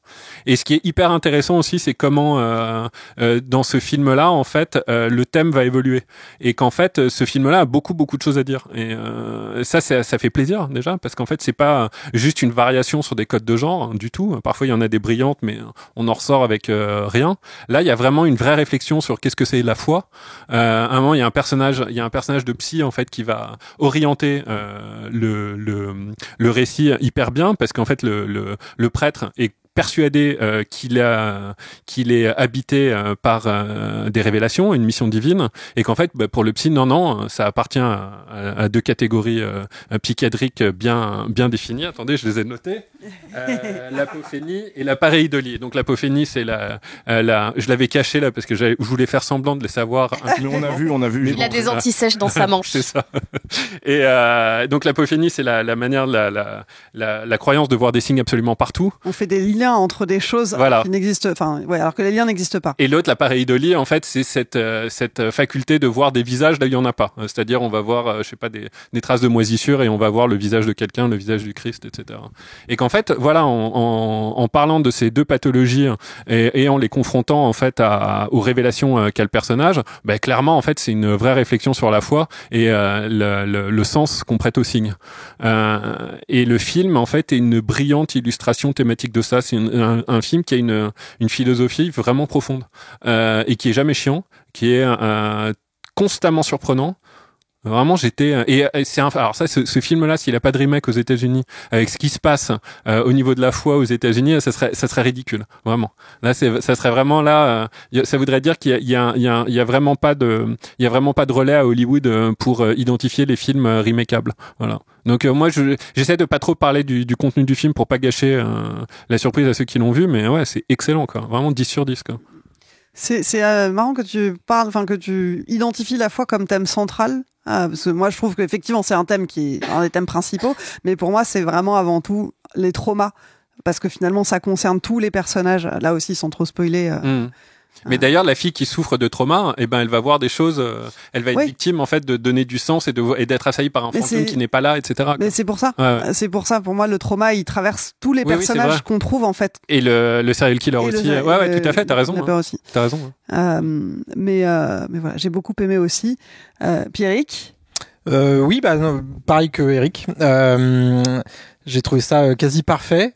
Je trouve que c'est toujours très très difficile d'écrire un scénario où il y a autant de personnages différents, très différents, et d'amener par des petites pièces de puzzle à que tout fasse sens petit à petit, que soit cohérent, etc. Et je trouve que c'est vraiment brillant à ce niveau-là. Il y a énormément de thématiques, effectivement. Il y a la foi, c'est toujours passionnant les films sur la foi. C'est pas du tout anticlérical et du coup c'est vraiment un film sur la foi, donc ça c'est passionnant. Il y a la figure du mal évidemment et tout ce que ça transporte, etc. Et puis il y a un truc qu'on voit pas souvent aussi, je trouve, c'est le regard sur la médiatisation des tueurs, enfin en tout cas des psychopathes comme est le garçon là, et les conséquences que ça peut avoir. C'est-à-dire qu'on surmédiatise toujours beaucoup ces personnages-là, ces ogres, ces personnages horribles, et on oublie constamment de faire des focus sur les victimes. Et là, c'est aussi une des thématiques du film que je trouve esquissée mais traitée. Il en fait pas trop, mais il fait juste ce qu'il faut, et je trouve que c'est passionnant. Et donc toute cette histoire de fantômes, etc., est vraiment intéressante à ce niveau-là, je trouve aussi. Voilà. Et moi, vraiment, j'étais bluffé par la construction narrative, en fait, vraiment la structure narrative. J'adore le personnage du pasteur. Tout de suite, moi, je l'ai acheté avec son histoire c'est dès le début, hein, qu'on spoil pas beaucoup, mais qu'il y a un détective privé qui l'appelle et qui lui dit que sa femme le trompe et tout, et t'as le monde qui lui tombe sur la tête, et petit à petit ce gars-là va complètement péter un câble en fait, mais toujours pour entre guillemets des bonnes raisons. Et voilà. Après, j'ai une toute petite retenue sur la fin, mais en même temps, en réfléchissant après, je me dis mais finalement ça pouvait pas finir autrement. Il fallait qu'on résolve le trauma justement de cette enquêtrice, et c'était la seule solution. Donc effectivement, il y a un petit raccourci sur ça, mais c'est pas grave. Enfin, moi, je suis content que tous les personnages soient bouclés et d'avoir passé un si beau moment. En plus, c'est beau. C'est hyper bien mis en scène sans en foutre plein la tronche. Il y a un plan séquence de fou là quand ils sont en train de s'affronter dans l'usine désaffectée là. Et voilà, et tout est, t'es constamment surpris, mais t'es jamais perdu. T'as envie de savoir.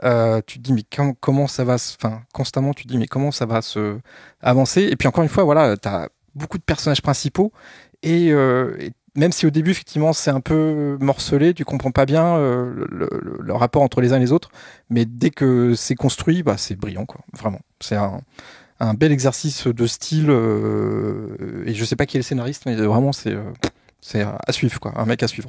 Donc tiré d'un webtoon. Hein. Ouais, en plus ça je savais pas. Ouais. Marie.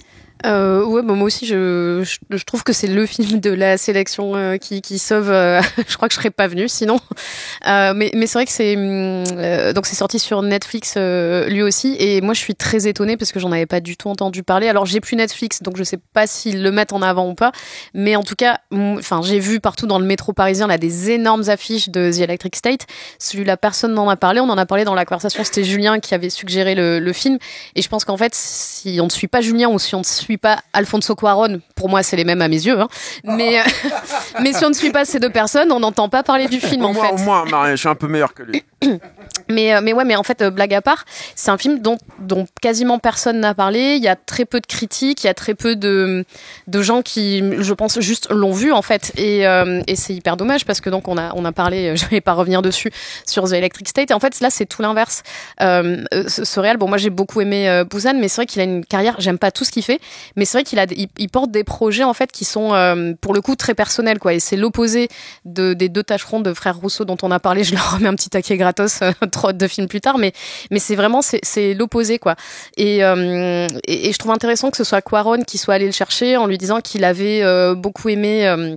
Je crois que c'est King of Pigs, l'animé qu'il avait réalisé. Incroyable. Et en fait, c'est lui qui allait le chercher en lui disant qu'il avait beaucoup aimé ce film-là. Lui a dit qu'il adorait aussi Cuarón. Et d'ailleurs, le plan séquence dont tu parlais, Pierrick, lui l'a conçu comme un hommage au Fils de l'homme. Et donc c'est mignon, c'est des gens qui s'aiment bien entre eux. Mais je trouve intéressant que ce soit Cuarón, qui lui aussi quand même est un auteur, qui va chercher ce mec-là pour lui faire réaliser un film coréen. Il lui a dit en fait, je veux te produire un truc, mais il lui a pas dit viens on fait un film à Hollywood. Je pense que c'est important pour Cuarón aussi, qui est pas américain en fait, que ce soit des mecs qui puissent aussi faire des films dans leur propre pays et qui adaptent leurs propres histoires et ce qu'ils ont envie d'adapter quoi. Et du coup il se trouve qu'il avait ce scénar et cette idée d'adaptation qu'il lui a proposé, qu'ils sont partis sur ça.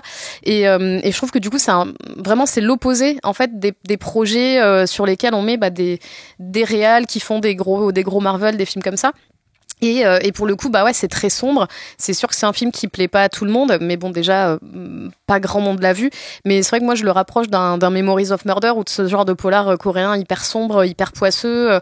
C'est vrai que le début, moi, j'ai commencé à voir le début, je me suis dit, qu'est-ce que c'est cette histoire de pasteur qui essaie d'embrigader le clochard du coin et puis sa femme le trompe. Je me suis dit, là, je vais aller chercher mon linge. Je n'ai pas plié un seul t-shirt pendant ce film, en fait. Et c'est à ça qu'on juge les films chez Capture Mag, on est très, très sérieux. Mais non, mais blague à part, en fait, moi, ça me rend un peu triste que ce film-là soit pour le coup sur une plateforme parce que c'est quelque chose que j'aurais aimé voir au cinéma et que j'aurais sûrement pris un petit peu plus de plein fouet. Mais en tout cas, je suis très contente qu'il existe et voilà, comme quoi il peut y avoir aussi de bonnes choses sur Netflix dans l'ombre de ces horribles films qui sont censés plaire à tout le monde. Il y a des petits films qui nous plaisent à nous, enfin petits films, des grands films qui nous plaisent à nous. Et il faut aller chercher aux bons endroits sur Netflix. Chez Cuarón ou chez Julien Dupuis. Alors, Julien Dupuis. Ouais, non, moi, c'est un réel. On en avait déjà parlé, tu te rappelles, pour Peninsula, en fait. Ouais. On avait fait un épisode de Salton au tout début de Salton, d'ailleurs. Le premier. Tout début. C'était même le premier, ouais, c'est ça, ouais. Et moi, c'est un réel que je suis beaucoup parce que sur en même temps que j'ai découvert Busan, à peu près le dernier train pour Busan, j'avais découvert grâce à Spectrum en fait tous ces films animés et que je vous conseille. J'avais déjà conseillé à l'époque, mais c'est il y a 4-5 ans, donc je me permets en fait de remettre une bille là-dessus, redécouvrir en fait tous ces films, que ce soit ces moyens métrages ou que ce soit ces longs métrages, c'est incroyable en fait les films de ce réalisateur-là. Et donc immédiatement, c'est ce que j'avais déjà dit à l'époque, tu voyais tout de suite qu'il y avait une voix singulière en fait qui émergeait à l'intérieur du cinéma, tout de suite immédiatement. Et tu voyais en même temps à quel point avec Busan, parce que probablement il veut repasser au live, il voulait passer au live parce que ces films d'animation c'était des films quasiment autoproduits, il avait fait énormément de choses en fait dessus. C'est des films avec une animation très précaire, on va dire ça, c'est vraiment du bricolage quoi. Et donc ça peut rebuter, d'ailleurs j'avais déjà prévenu à l'époque, mais c'est vrai que ça peut rebuter si vous avez une certaine exigence au niveau de l'animation et tout, mais je pense qu'au bout d'un moment la mise en scène et l'écriture dépassent en fait, supplante tout ça, puis surtout l'univers du mec et la noirceur du mec supplante tout ça. En tout cas chez moi c'est comme ça que ça a fonctionné. Et je pense qu'avec Busan et surtout tous les films qu'il a fait ensuite, quelque part, il essayait de retrouver sa place. Et je pense qu'il a lui-même évolué. C'est des films de jeunesse, ces films d'animation. Donc il essayait de retrouver sa place et surtout la liberté en fait de ton qu'il avait à l'époque où il faisait ses films d'animation. Et moi, j'ai continué à chercher ça en fait chez ce réalisateur en me disant à chaque fois mince, il s'est un peu compromis. Il y a des choses encore qui sont super. Il y a toujours des choses à garder dans tous ces films, même les moins bons, mais il s'est un peu perdu, il faudrait qu'il se retrouve et tout. Et là, en fait, il y a deux choses, moi, qui me font hyper plaisir dans ce film. Et la première, c'est ça, c'est que je me dis, je retrouve, en fait, le réalisateur que j'adorais, en fait, dans les films d'animation. Alors, il est un peu moins noir. Et d'ailleurs, c'est peut-être moi, c'est quand même un truc qui m'a un peu gêné dans le film. Je trouve qu'il y a 10 minutes à la fin. Alors, c'est pareil, je suis d'accord avec mes camarades. Il faut pas divulgacher ce film parce que je pense que pour le coup, il y a très peu de nos auditeurs qui vont l'avoir vu et j'ai pas envie du tout. J'ai envie que les gens le voient, en fait, vraiment. J'ai envie que si on sert à quelque chose, c'est ça, en fait. C'est que, voyez ce film, vraiment, ça vaut le coup, quoi. Et donc, il y a juste 10 minutes à la fin qui sont, tu sens que c'est écrit. Parce qu'il faut résoudre le film. Et non seulement tu sens que c'est écrit, mais c'est un peu appuyé au niveau du propos. Voilà, je dirais juste ça, je vais pas trop en dire là-dessus. Mais c'est un peu surligné, c'est un peu machin. Et c'est un peu dommage, j'aurais aimé, en fait, par exemple, que le film soit un peu plus, peut-être un peu plus noir et que ce soit un peu, en tout cas, qu'il y a peut-être une radicalité ou un choix, en fait, de laisser en suspens certaines choses qui m'a un peu manqué là-dedans. Mais c'est rattrapé par la toute dernière scène, qui est pour le coup, moi je trouve, mais alors fabuleuse, quoi. Il pouvait pas mieux finir, je trouve, son film que sur la dernière scène, en fait, qui est incroyable. Ça, c'est le premier truc, vraiment, ça m'a fait énormément plaisir. Et tu vois aussi, mais ça, c'était déjà une qualité qu'il y avait dans tous ces films live, hein.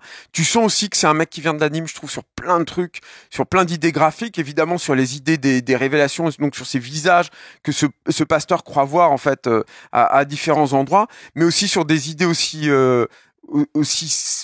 pure et aussi efficace que travailler les personnages en fonction du décor dans lequel ils sont. C'est-à-dire que il y a une scène au début du film où t'as le pasteur effectivement qui est en train de converser avec un ce qui semble être un SDF en fait qui a atterri un peu par accident en fait dans son église, et en fait pendant qu'il filme ça, en fait, tu vois que l'église, elle prend l'eau partout, qu'elle est en ruine, que c'est un petit décor absolument minable, etc.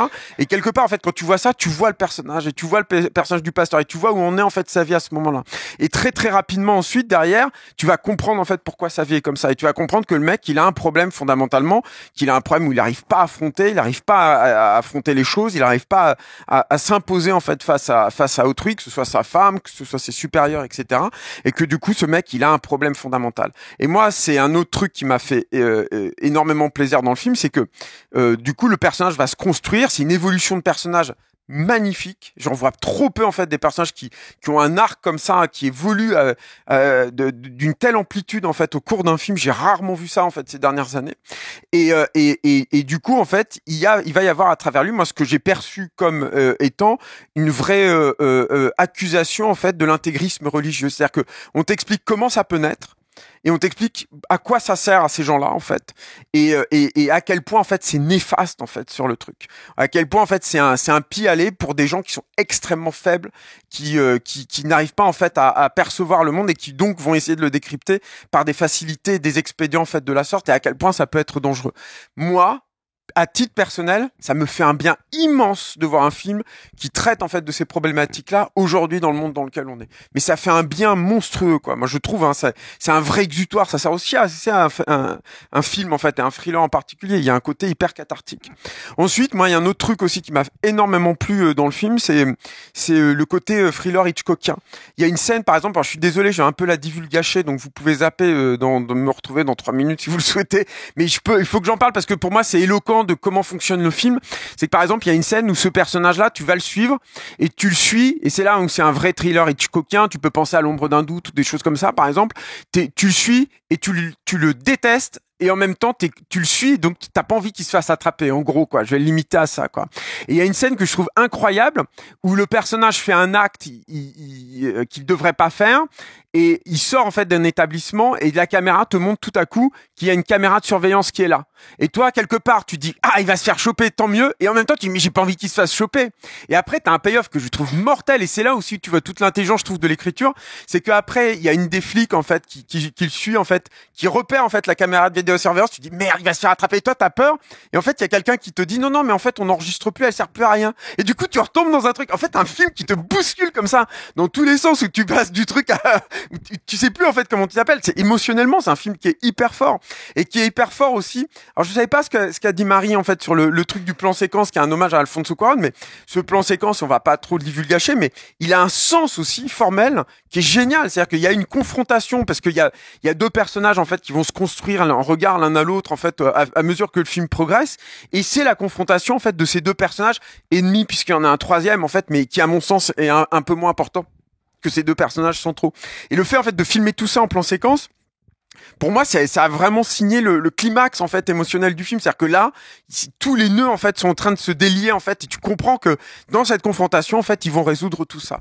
Je voulais juste terminer avec un dernier truc. Voilà, c'est que il y a un truc qui est génial en fait dans le film, c'est que lui, donc le personnage principal, il décrypte le monde en se disant ce monde-là est rempli de signaux divins qui me sont destinés à moi. En gros, c'est ça en fait le truc. Et là où le film, je trouve extrêmement vicieux, mais c'est là aussi je retrouve en fait ces films d'animation, c'est que c'est comme ça un film. Dans un film, et le film en a plein, et je pense que c'est pas un hasard, il y a ce qu'on appelle les Deus ex machina, quoi. Hein, c'est-à-dire que tout à coup, il y a un événement qui arrive parce que le narrateur a décidé qu'il devait arriver à ce moment-là. Alors, tu le vends plus ou moins bien, etc. Mais moi, j'ai pas pu. Alors, je sais pas si ça vous a fait ça, mais j'ai pas pu m'empêcher en fait de me dire qu'il y avait presque un truc méta en fait dans le film. C'est-à-dire qu'il y a un truc où tu te dis, ce personnage-là, il a des visions, mais très rapidement, en fait, tu comprends que c'est lui, hein, elles sont dans sa tête, hein, les visions.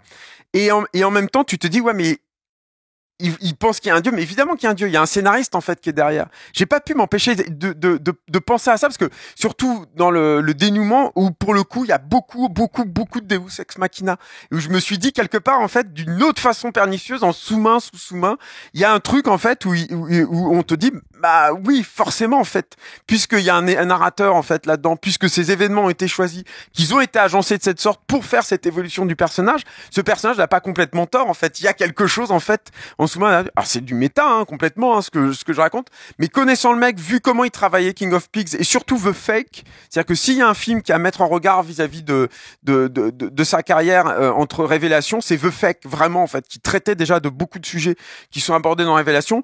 Ça ne m'étonnerait pas en fait qu'il y ait pensé aussi. En tout cas, si j'avais la chance de l'interviewer, j'aimerais vraiment lui poser la question. Je serais très très curieux de savoir ce qu'il en pense. Voyez Révélation, effectivement, comme l'a dit Marie, c'est un film qui est complètement passé sous main, quoi. Et c'est trop dommage, quoi, en fait. C'est rare, en fait, des films comme ça. Et ça nous prouve une nouvelle fois, là, on vient de s'acharner à traiter des pauvres films américains tout moisis, etc. À quel point, en fait, c'est plus aux États-Unis que ça se passe en ce moment. Ça se passe en Italie, ça se passe en Corée, ça se passe parfois en France, ça se passe parfois en Angleterre, mais pas aux États-Unis, pas en ce moment. Eux, ils sont en crise. On attend en fait qu'ils s'effondrent complètement et qu'il y ait de nouvelles choses qui se créent parce que sur le fumier, il y a toujours des belles choses qui poussent. Mais pour l'instant, il faut laisser que ça pourrisse bien, quoi. Deuxième point. Merci Julien. Bon bah donc là, pour le coup, on est vraiment unanime et je rejoins toute l'équipe. Moi aussi, j'ai vraiment beaucoup aimé. Alors moi, j'ai vu les 4 films dans la journée là, donc vraiment, ça a été excellente journée. Mais j'étais très contente d'avoir Révélation dans la journée pour remonter un peu le niveau et je vais pas redire ce qui a déjà été dit quoi, mais j'adore et l'écriture de la trajectoire des personnages et l'écriture des personnages aussi en eux-mêmes dans les thèmes qui sont traités. Tu l'as dit, Eric, la foi et l'ambition aussi, les traumas de manière générale. Vraiment, pour moi, c'est le fil rouge du film en termes de thématique et aussi l'idée de la notion de victime.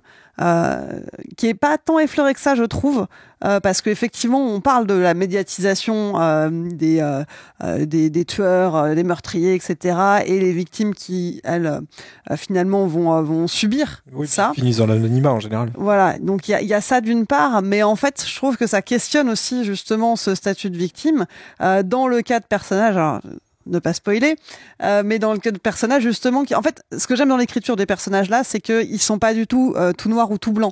On dit que souvent un bon personnage, c'est un personnage qui va avoir de l'épaisseur, qui va avoir des failles, qui sera pas 100% positif ou alors qui sera pas 100% méchant. Et là, je trouve que c'est la grande réussite du film finalement, c'est que les personnages tous on voit à la fois leurs forces, leurs faiblesses, et c'est ça qui les rend crédibles, qui les rend humains, et qui fait que on croit à leur trajectoire, même s'il y a des Deus Machina. Donc voilà. Donc allez voir Révélation. Il est sur Netflix, donc là aussi, on a de la chance. On va pouvoir le voir pendant un petit moment. Il est sorti le 21 mars dernier. Le film suivant, il est sorti en salle le 26 mars et c'est Novocaine, réalisé par Dan Burke et Robert Olson. Le duo sévit depuis 2015. On leur doit Body, Villains ou encore Significant Others. Novocaine, ça raconte l'histoire de Nate, un employé de banque presque sans histoire. Son petit truc à lui, c'est qu'il ne ressent pas la douleur. Mais ouais, ça va de chuchoter. Mais c'est parce qu'on est à côté, là on parle. Non mais on va vous séparer là les deux, en fait, ils sont habillés pareil. Ça va. C'est bon là. Non, pardon. Ah vas-y, Clémence, tu disais. Je disais, Nate est un employé de banque, sans histoire ou presque. Son petit truc à lui, c'est qu'il ne ressent pas la douleur. Les histoires, elles commencent le jour où sa banque se fait braquer et il part à la rescousse de sa collègue Chérie, dont il est amoureux, puisque Chérie est embarquée par les truands. Soudain, sa petite particularité, donc de ne pas ressentir la douleur, ça devient un sacré avantage. Alors, est-ce qu'il y a des gens pour défendre ce film qui ont passé un bon moment? Oui, c'est sympathique. Vas-y, tiens, commence, Pierrick. Bon, ça fait un peu petit film de petit malin au départ, mais moi j'ai acheté à la fin aussi. Ouais, alors surtout en plus à la fin qu'au début je trouve. Mais non, moi j'achète assez bien le personnage au début en tout cas, surtout la manière dont il est présenté et tout, je trouve ça assez à la fois intriguant et rapidement tu comprends ses problématiques, etc. La rencontre avec sa copine là, ça se passe, enfin je trouve ça assez cohérent. Après ça bascule un peu dans un truc un peu gore comique. Bon, moi j'adhère un peu moins et puis ça finit vraiment dans du gore comique outrancier et voilà. Je trouve que les méchants sont assez peu réussis, mais j'aime bien la trajectoire du personnage. Il y a pas mal de scènes qui m'ont fait sourire. T'es pas mort de rire, mais ça fait sourire. Après, j'aurais préféré que le scénario soit un peu plus retors, parce que il y a tout un truc, à un moment, un basculement. Je sais pas si on peut en parler ou pas, mais avec le personnage personnage féminin. Spoil ici, on spoil. Bon, enfin bref, je vais pas spoiler moi. On spoil les films qu'on aime. Mais en fait, le personnage féminin, enfin voilà, il y a tout un truc autour du personnage féminin, et ok, ça me tient en éveil, et j'aurais voulu qu'il y en ait d'autres, des choses comme ça, parce que je trouve qu'après ils sont un peu sur la même ligne de conduite depuis le début, et il y a cette scène d'intrusion dans la maison qui est juste drôle mais qui apporte pas grand chose, voilà, et la fin je la trouve contente. Je trouve les deux méchants ils jouent très très mal, vraiment les deux qui restent en vie sont vraiment très mauvais. Il y en a un qui me faisait penser à Squeezie et l'autre qui me faisait penser à ouais, le gros méchant là il fait vraiment penser à Squeezie et l'autre il a des ados. Ouais, et l'autre je sais plus à qui. Bref, voilà, je l'ai vu sans déplaisir, je le reverrai pas 10 fois. Je pense qu'ils vont en faire une série, je pense. Enfin, tu vois, il y aura un 2 forcément. Voilà. Après, voilà, moi je trouve que le côté gore outrancier comique, c'est pareil. Moi, je l'ai vu aussi dans The Monkey. dont je voulais absolument parler ce soir. Mais et je trouve que c'est pas, enfin. Je trouve que c'est pas forcément le meilleur endroit pour placer des choses comme ça. Voilà, j'aurais préféré qu'ils restent cohérents avec leur personnage et leur histoire du début. Voilà, après, encore une fois, ça se regarde sans déplaisir, c'est sympathique. C'est rafraîchissant. C'est frais, c'est ce que je disais tout à l'heure à Julien, ouais, c'est frais. Ouais. Tout à l'heure, quand on parlait tous les deux. La scène de la maison dont tu parlais, ça m'a fait penser un peu à un Maman, j'ai raté l'avion à l'envers. Oui, bah, ils en parlent d'ailleurs, c'est une référence dans le film. Ouais, une réplique dessus. Il y a une réplique sur Home Alone. Dit ce mec-là, ça doit être un fan de Home Alone. Voilà. Et même pas percuté. bon. Non, je pliais mon linge en même temps. Mais voilà, donc non, je vais pas m'étendre parce que c'est pas non plus le film de l'année, mais j'ai trouvé ça sympathique, j'ai pas trouvé ça désagréable, et voilà, j'aime juste pas les méchants et je trouve que la fin est vraiment particulièrement grotesque et c'était pas la peine. Mais est-ce que les méchants sont faits pour qu'on les aime, Pierrick? Bah en fait, non mais ne réponds pas à cette question. Il faudrait qu'ils soient bien joués, que leur motivation soit cohérente et qu'ils soient autre chose que des méchants. Voilà, c'est ça. Mais en fait... Là, c'est vraiment ça, quoi. C'est vrai que c'est ça. C'est un peu limité. Voilà. Ouais, Marie, toi, t'as pas aimé plus que ça. Bah, moi, je trouve que le pitch est super. C'est un bon pitch de série B. Moi, j'ai envie de voir ça. Un mec qui, en fait, il explique à sa copine que, en fait, il mange que de la nourriture liquide. En fait, il se mixe tout ce qu'il mange parce qu'en fait, comme il sent pas la douleur, il a peur de se mordre sa propre langue et de l'avaler, puisqu'il ne sentirait pas la douleur. Et en fait, il explique que, en gros, les personnes qui ont la maladie dont il est atteint ont une espérance de vie en gros de 25 ans, et ses parents, en apprenant ça, en voyant plusieurs blessures ou plusieurs choses qui lui sont arrivées quand il était petit, l'ont en gros enfermé pour qu'il ne lui arrive rien.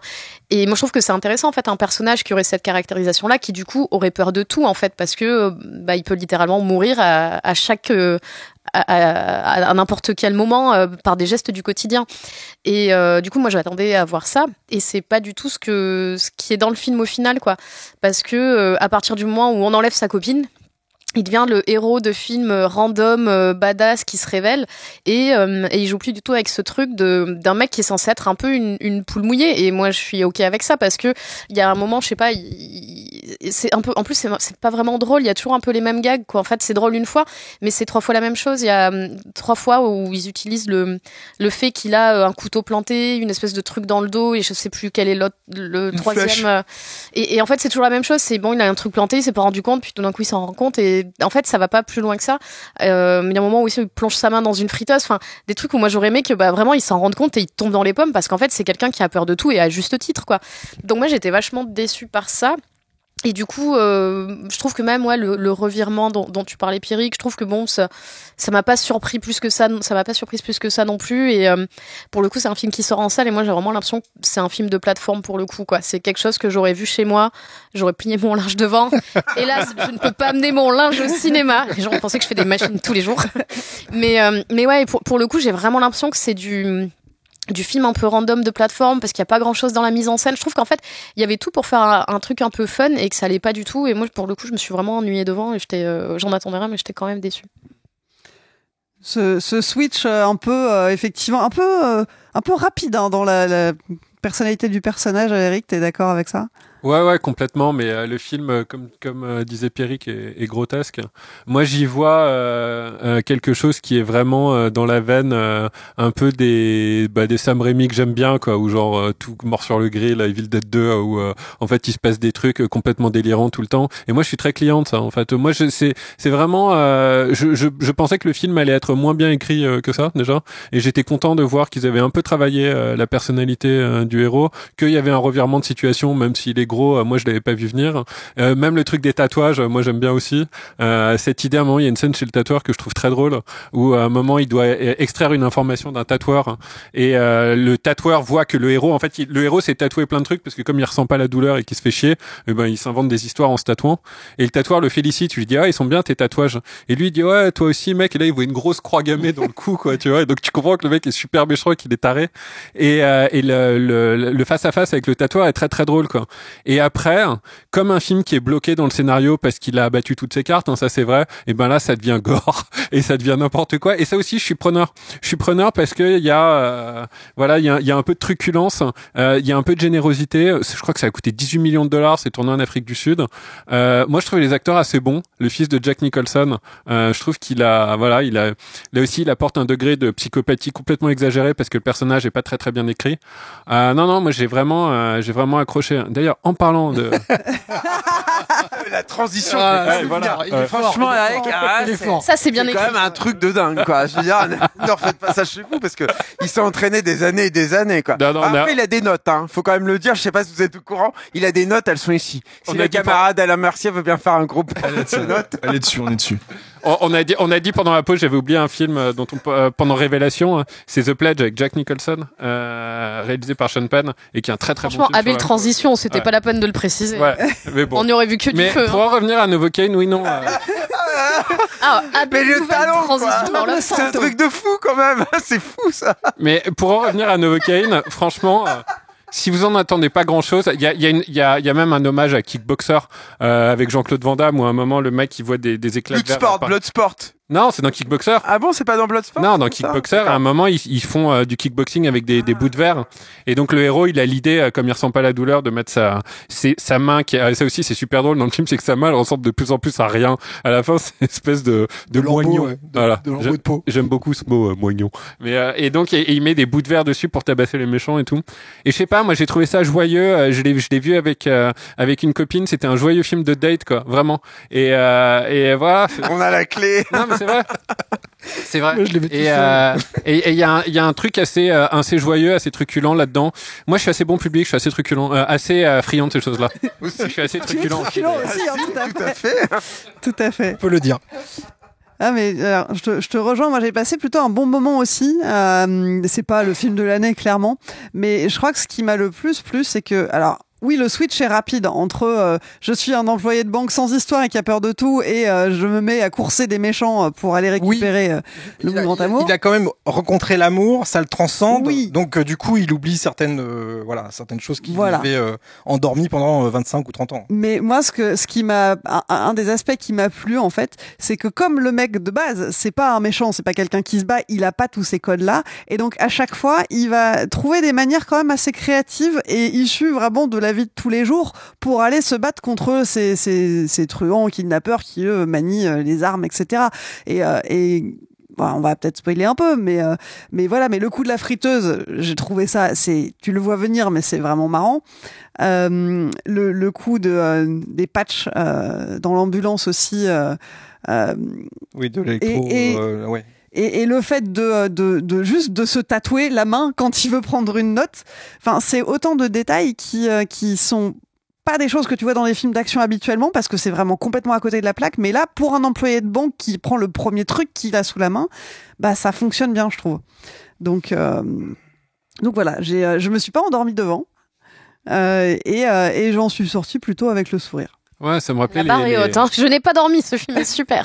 Ça me rappelait des directs ou vidéos sympas, quoi. Voilà, des trucs que moi j'aimais bien louer ou que je trouvais en LD, hein, tu vois, à 50 francs et j'étais content de les voir, quoi. Non, puis il faut le dire aussi, le comédien qui joue le personnage, il joue aussi dans The Boys. Et c'est vrai que ce personnage à contre-emploi, je pense que j'avais peut-être un transfert d'affect positif dessus. Qui est aussi un fils d'acteur. Hein.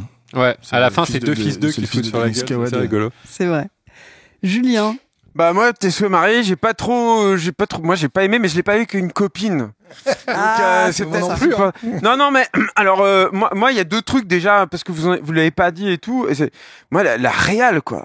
Putain, mais c'est quoi cette réal? C'est un film d'action, quoi. À un moment, en fait, t'as une scène de poursuite, tu sais, puis t'as un peu des plans en fait, avec la caméra qui est au ras du bitume. Et je me dis, ouais, putain, ça y est, il y a un peu de truc dynamique, là. Et en fait, après, j'ai réfléchi, je me dis, ah non, mais ça, c'est les réalisateurs de seconde équipe, c'est sûr, quoi. C'est pour ça, en fait, ils ont l'habitude, en fait. Mais putain, mais ils sont mis à deux. Moi, je veux bien qu'ils aient pas beaucoup d'argent et tout, mais aujourd'hui, avec la machinerie, en fait, qu'on a, quand tu tournes en numérique et tout, c'est quand même vachement plus facile, là. Putain, mais c'est très réel, quoi. Mais c'est tout plan, quoi. Il y a pas de dynamisme. Il y a pas vraiment de réflexion sur le découpage. Ça bouge pas, là. C'est vraiment, rien que ça, en fait, c'est un gros problème. Alors ensuite, il y a l'idée, en fait, du personnage, qui sent pas la douleur et tout. Alors moi, ils me le vendent bien, en fait. Mais je pense, moi, que c'est une fausse bonne idée. Alors déjà, ils me le vendent bien, mais moi, j'ai un petit problème. Alors c'est peut-être juste moi, hein, ça, j'en sais rien. Vous allez peut-être vous moquer de moi, mais en fait, il y a tout ce truc où, quand il dit, en fait, à Thierry, en fait, quand ils sont au diner, là, et qui lui dit, bah, je peux pas manger de nourriture solide parce que sinon, je risque de manger ma langue. Après, ils font un câlin. Enfin, ça vous a pas... Enfin, je sais pas, quand tu fais des câlins, tu utilises ta langue, non? Ça va pas être... Oui, mais je sais pas, à un moment, il y a un truc qui marche pas, tu quoi, là, utilises non? moins tes dents, normalement. Oui, t'es pas censé mâcher. Bah, je sais pas, moi, bon, ça m'a un peu gêné. Bon, passons. Ou tu as des pratiques bizarres. Mais combien de temps que t'as pas vu une copine? Mais le vrai truc, en fait, le vrai truc, en fait, là où je pense que c'est une fausse bonne idée, c'est que le cinéma d'action, en fait, il découle énormément, en tout cas depuis le début des années 80, il découle énormément du cartoon, quoi. On sait tous, quoi, ça, voilà. Et du coup, en fait, de prime abord, je me suis dit, travailler littéralement une des caractéristiques des héros de cartoon qui est que le coyote il se prend des enclumes tout le temps sur la gueule, il fait des chutes monstrueuses, il se fait exploser des tonnes de TNT au visage et en fait il a juste l'air triste. Au pire, il a pas l'air d'avoir mal, de pas souffrir, quoi, tu vois. Je me suis dit, travailler au corps, ça, en fait, c'est intéressant. Sauf que quand j'ai vu le film, et surtout en particulier la fin, j'ai réalisé que c'était une fausse bonne idée justement parce que le cinéma d'action découle en fait plus ou moins directement en fait du cartoon, les héros d'action ils sont déjà en fait comme ça. Ils sont déjà tous comme ça. Ce sont déjà des personnages qui ne ressentent pas la douleur, à tel point que dans par exemple les Aventures de l'Arche perdue, au moment où Indy il ressent de la douleur, qui est la scène quand ils sont dans le bateau juste avant la scène où ils se font des bisous là, où il se prend le miroir dans la tête, juste après, en plus c'est pas un hasard si ça arrive juste après la scène en fait du camion où il s'en est pris plein la tronche, etc. et tout. Si ça te fait rire, je pense une des raisons pour lesquelles ça te fait rire, c'est qu'un bobo bénin comme ça qu'on peut tous avoir, là il pousse un hurlement énorme alors que toi t'as en tête le fait que le mec il s'est pris des nions, des trucs dans les dents et tout en permanence en fait et qu'il a continué malgré tout à faire son action et en fait j'ai réalisé que c'était une fausse bonne idée Novocaine du coup notamment à la fin. C'est-à-dire que quand vraiment il y a un truc d'affrontement, je me suis dit mais qu'est-ce qui le différencie le héros là de son opposant en fait? Parce que c'est la même chose, son opposant, et même très vite, en fait, le tatoueur, tout ça, c'est déjà des mecs qui se relèvent alors qu'ils sont pris des torgnoles dans la gueule. À partir du moment où, parce que t'es dans le film d'action, t'as pas une démarche réaliste au niveau des coups portés, des trucs et tout comme ça, je trouve que le super pouvoir du personnage tel qu'il est qualifié par le personnage de Thierry, je trouve qu'en fait, il marche, ça marche plus du tout, quoi, en fait. Il y a un truc qui fonctionne pas, quoi, absolument pas. Et puis moi, le dernier truc, c'est le manque d'idées aussi. Je trouve que c'est genre, il manque d'idées et de radicalité. Moi, j'ai lu un truc en fait des Doral où ils se sont dit au bout d'un moment, on voulait pas aller trop loin en fait dans les blessures que recevait notre personnage parce qu'on avait peur de s'aliéner public. Mais moi, au contraire, c'est ce que je voulais. Moi, à la fin, en fait, il a ses mains en fait qui sont abîmées et c'est tout. Sur sa tête, il a rien. Sa tête est rien utilisée. À un moment, il se prend des trucs dans le dos et dans la cuisse, mais tu les vois pas vraiment. Moi, j'aurais aimé que le personnage, il soit comme le Terminator. Je veux dire, le Terminator, il est héroïque dans le T2 parce que justement, il ressemble plus à rien au bout d'un moment parce c'est la résilience du personnage que tu célèbres là-dedans. Et du coup, sa résilience, elle est marquée, en fait, sur son corps. Là, elle est marquée où sur son corps, à part sa main? Et en plus, je trouve que c'est même pas très rigolo. C'est-à-dire qu'il se fait frire la main. Mais j'aurais aimé qu'il ait, je sais pas, il ait de la friture, en fait, sur la main, que quand il referme son poing, il y a des morceaux de peau qui tombent, qu'on voit les os au bout d'un moment, que je sais pas, en fait. Moi, ça m'a fait un tout petit peu rigolo, du coup, quand il met son os, en fait, dans la gorge du méchant, on a tout spoilé, là. Mais voilà, ça m'a fait un peu rigoler parce que pour le coup, c'est un peu plus radical, ça va un peu plus dans le truc. Mais sinon, j'étais hyper déçu parce que moi, j'étais content de voir un film gore. Un film d'action qui a du sang et tout, je trouvais ça sympa, la quoi. scène où il se fait torturer, Alors ça, il y a eu deux, trois idées. Celle-ci, ça en fait partie, effectivement. Il y a 2-3 idées qui sont essaimées. T'as parlé du moment où il se tatoue le truc. J'ai eu du mal un peu à l'acheter, ça. C'est pas hyper pratique. Je trouve qu'il y a un truc qui est pas très logique là-dedans. C'est un peu poussé et tout.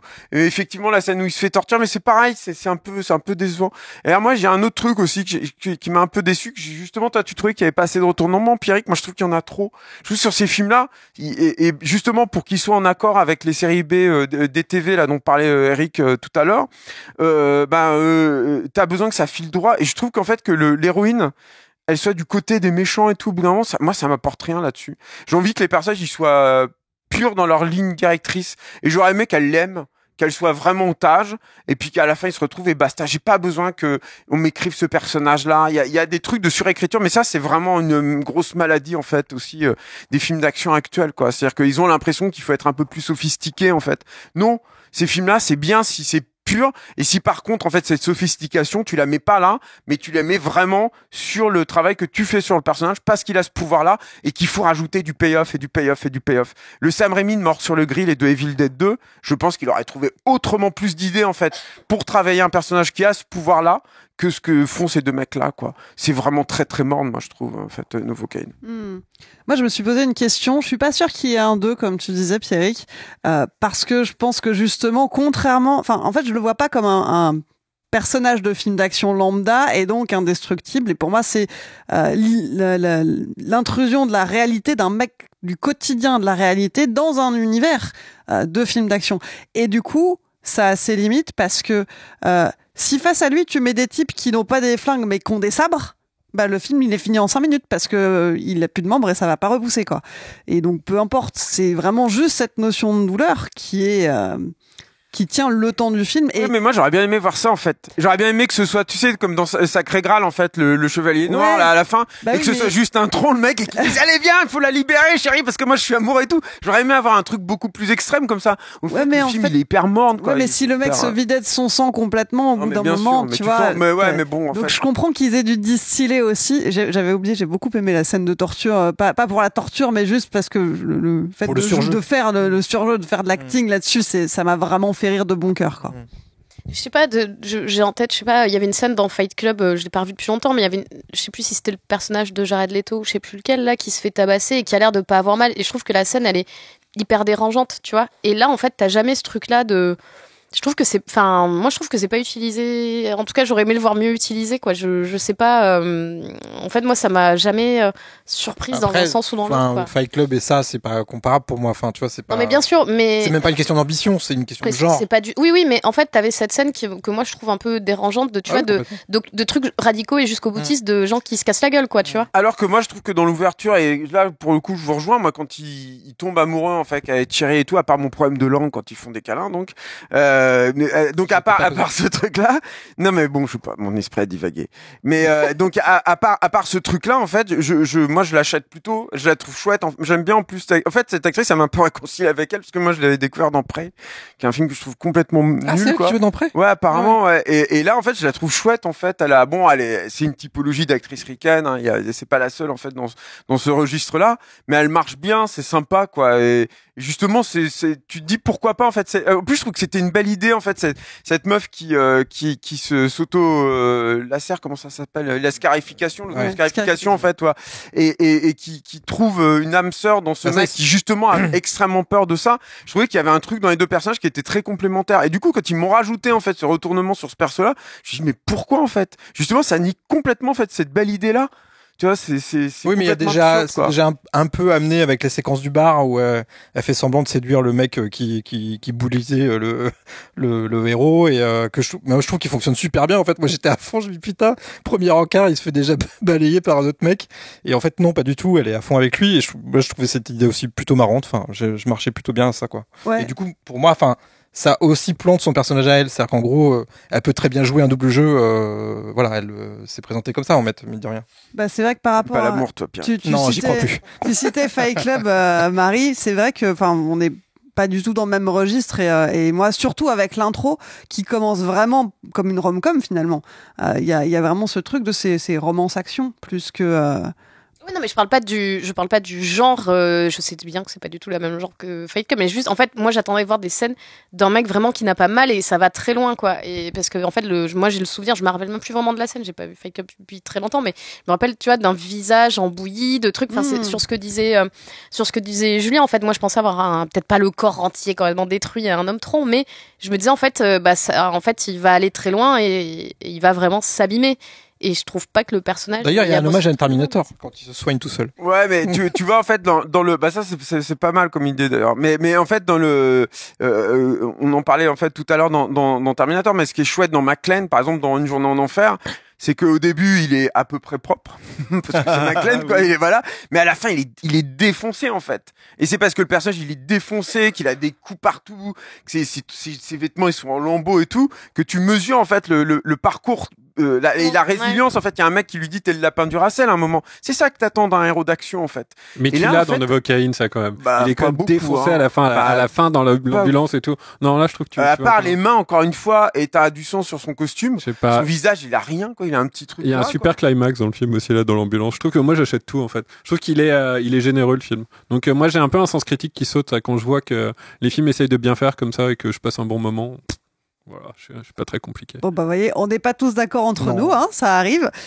Si vous voulez vous faire votre propre avis sur Novocaine, il est sorti en salle le 26 mars. Et pour fermer le bal, on va avoir droit à un magnifique solo d'Eric qui va nous parler de Minecraft qui sort le 2 avril, ce mercredi 2 avril en salle. Alors, réalisé par Jared S. Qu'on a découvert avec Napoléon Dynamite en 2004. Il a ensuite réalisé des films dont on se souvient moins, Supernatural en 2006 et Gentleman Bronco en 2009. Et Minecraft. Alors, si depuis ces 15 dernières années, vous habitez dans un coin où vous n'êtes pas très connecté, petit rappel, c'est d'abord un jeu vidéo qui est sorti en 2011 et accessoirement le jeu le plus vendu au monde, le plus vendu de tous les temps, rien que ça. À la base, c'est ce qu'on appelle un jeu de type aventure bac à sable. Alors, personne ici autour de la table n'y joue. Par contre, je comptais, toi, tu joues un petit peu ? Est-ce que tu veux nous expliquer juste en deux phrases avec toi. En quoi ça consiste ? Qu'est-ce que c'est le jeu ? Comment est-ce qu'on joue à Minecraft ? C'est un jeu d'aventure donc à monde ouvert où le concept c'est que chaque particule du monde est un bloc et chaque bloc sert à quelque chose pour avancer dans l'aventure jusqu'à certains défis. Ça dépend des modes auxquels tu joues, mais tu peux tuer un dragon, tu peux découvrir de nouveaux mondes, voilà. Donc on a des briques, les voxels. Des blocs, ouais. Et tu peux faire un peu ce que tu veux aussi. Et on construit avec. Univers. Ouais, c'est un monde ouvert. Tu visites tout, tu. C'est ça, ouais, il y a un mode visite aussi. Ouais. Et alors, est-ce que il y a une histoire du coup, comme c'est un monde ouvert? Est-ce que narrativement, il y a une histoire à travers deux mondes, le Nether et l'End. Tu arrives à tuer donc l'Ender Dragon. Je sais pas s'il est dans le film. Je l'ai pas vu. Non, en fait, il était dans une version du film qui s'est pas faite. Malheureusement, j'en parlerai. C'est dommage. Ok. Et donc ça, c'est l'histoire principale du jeu. Voilà. D'accord. Donc un jeu vidéo à monde ouvert en général, la trame narrative est pas l'aspect premier. On va avoir des quêtes, des sous-quêtes comme ce que tu as raconté. Merci, je comptais. pour ton intervention. Mais quand on veut en faire un film, qu'est-ce que ça donne? C'est un petit peu plus compliqué. Donc Eric, tu es le seul à l'avoir vu. Merci Eric. Je sais, pour avoir quand même un petit peu préparé l'émission, et tu as en plus sorti le suite aux couleurs. J'avais oublié que je l'avais mis et les enfants me regardaient dans la rue de manière hyper bizarre. J'avais oublié que j'avais je croyais que j'étais dans le village des damnés, quoi, vraiment. Est-ce qu'ils te jetaient des regards C'est à la projection, tu l'as vu ou tu l'avais? Ah oui. Ils te jetaient des regards de haine ou alors d'envie? Bah, ils comprenaient pas ce qu'ils voyaient, surtout. Qui est ce vieux monsieur avec ce sweat que je désire? Donc là, le film, on suit quand même 4 personnages qui sont projetés dans ce monde cubique, parce que donc Minecraft, il faut le dire, c'est des blocs, mais vraiment c'est des cubes, c'est ce qu'on appelle des voxels, qui servent à construire le monde, ces particules, et ils sont projetés dans ce monde-là, et ils doivent réussir à rentrer chez eux. C'est ça, ouais, en gros. Bon, après, en fait, il y a un trope que je vois beaucoup dans les scénarios américains. La première fois que je l'avais vu, c'était dans Transformers, et je me dis, mais comment ils vont faire un film de Transformers? Parce que j'étais allé pour ça, hein, vraiment. Et donc, je rentre dans la salle, je me dis, mais comment ils vont faire ça? Et là, il y a la voix off qui commence, qui dit, au début du monde, il y avait un cube. Et après, donc, le cube, il le paume, et puis il faut le retrouver, il y a des robots qui se foutent sur la gueule dessus. Et c'est débile, hein, mais c'est le scénariste paresseux, quoi. Là, ils font la même chose, ils reprennent l'idée. Donc, au début, il y a un cube, il y a un personnage qu'il trouve. Ce cube le transpose dans l'univers de Minecraft, dans lequel, alors, à un moment, il construit son propre univers. Donc là, il est dans son monde ouvert. Et là, il trouve un autre univers, hein. Donc, il tombe dans un autre univers parallèle, qui est un univers où là, il y a que le mal et les gens, il y a pas de créativité, et genre, il y a que des gens méchants, c'est des cochons. Et là, il envoie son chien. Je suis perdu. Ouais, exactement. Je suis trop vieux. Exactement. Mais en fait, là, ça, ils en ont besoin. C'est complètement absurde. Et ben, pour te filer le vieux scénar de merde derrière, pour que, en fait, à la fin, donc, il arrive à faire sortir le cube grâce à son chien et à le ramener dans le monde normal. Là, il y a Jason Momoa, qui est une ancienne star du jeu vidéo, qui le trouve, et qui décide avec 2 enfants. Le cube? Ouais, le cube. Ah. Et donc, ils rentrent dans le monde de Minecraft avec le cube. Et là, ils comprennent que le monde est en danger. Et là, parcours héroïque de scénaristes coquets, paresseux. Coquet et paresseux, ça fait ça, quoi. C'est-à-dire des mauvaises idées. C'est un peu comme j'ai accidentellement, parce que ça m'intéresse les films qui font plusieurs millions d'entrées en France. J'avais vu Les Tuches 3 il y a pas longtemps. C'est le même genre de niveau, c'est-à-dire il y a pas de blague, mais du coup il y a des grimaces. Donc il y a des grimaces tout le temps. Et en lieu et place d'un monde ouvert où il y avait de la créativité, là c'est super fermé, un parcours héroïque dégueulasse. C'est dommage parce que c'est visuellement, si t'enlèves cette idée, enfin si tu comprends un petit peu l'esthétique Minecraft, c'est plutôt bien fait en fait. Il y a un mec qui s'appelle, je crois que c'est Dan Lemon, qui avait travaillé sur les planètes des singes et beaucoup de productions Weta aussi. Donc quand tu vois le film, il est plutôt propre, mais par contre il est d'une chiantise. C'est-à-dire que si t'es un père, n'amenez pas vos enfants, quoi, parce que les enfants vont peut-être aimer quand t'as en dessous de 10 ans, mais les parents vont détester leur enfant d'aimer ça, quoi. Vraiment. ça vraiment c'est vraiment très fatigant à regarder, quoi. Et en fait, le film est pas vide, il est creux, ce qui est pire. C'est-à-dire qu'ils le remplissent pour te faire croire qu'il y a du contenu, mais il y en a pas en fait. Donc et c'est pour ça que tu tapes Jack Black. En plus, moi je l'ai vu en VF le film. Tu te tapes Jack Black qui hurle tout le temps, qui chante parfois, mais parce qu'il y a pas de scénar en fait. Et du coup, bah là aussi même chose. Il y a pas de coup porté, il y a pas d'explosion véritable. Donc c'est assez chiant. Il y a un moment en fait, il y a une idée de film qui est pas mal. Et là où tu retrouves un peu, parce que moi j'aime bien ce réalisateur, j'aime bien Napoleon Dynamite. C'était un film qui était sympa. Et j'aime bien Nacho Libre. En plus, Nacho Libre, il y a une vraie réflexion sur ce que c'est le parcours héroïque qui est assez fun. Et là-dedans, c'est complètement abandonné. Mais il y a une idée bien. C'est qu'à un moment, en fait, dans tous ces portails ouverts avec le cube qui circule, il y a un personnage de Minecraft qui rejoint le monde réel. Et là, il y a Jennifer Coolidge, qui est une actrice que j'aime bien, qui est dans White Lotus, notamment, et dans Legally Blonde, qui est cette espèce une femme qui est un peu une milf à la beauté un peu laide, un peu intéressante, quoi. Et qui tombe sur ce personnage et qui tombe amoureuse de lui. Mais le mec, il parle rien. Il est cubique, tu vois. Et donc ça, c'est un peu drôle. Et donc il y a 5 minutes, 10 minutes drôles dans le film, mais sinon tout le reste, ouais, c'est de l'hystérie. C'est de l'hystérie compulsive, quoi. Et en fait, il y a beaucoup de références au lore du film, mais ça tombe complètement plat.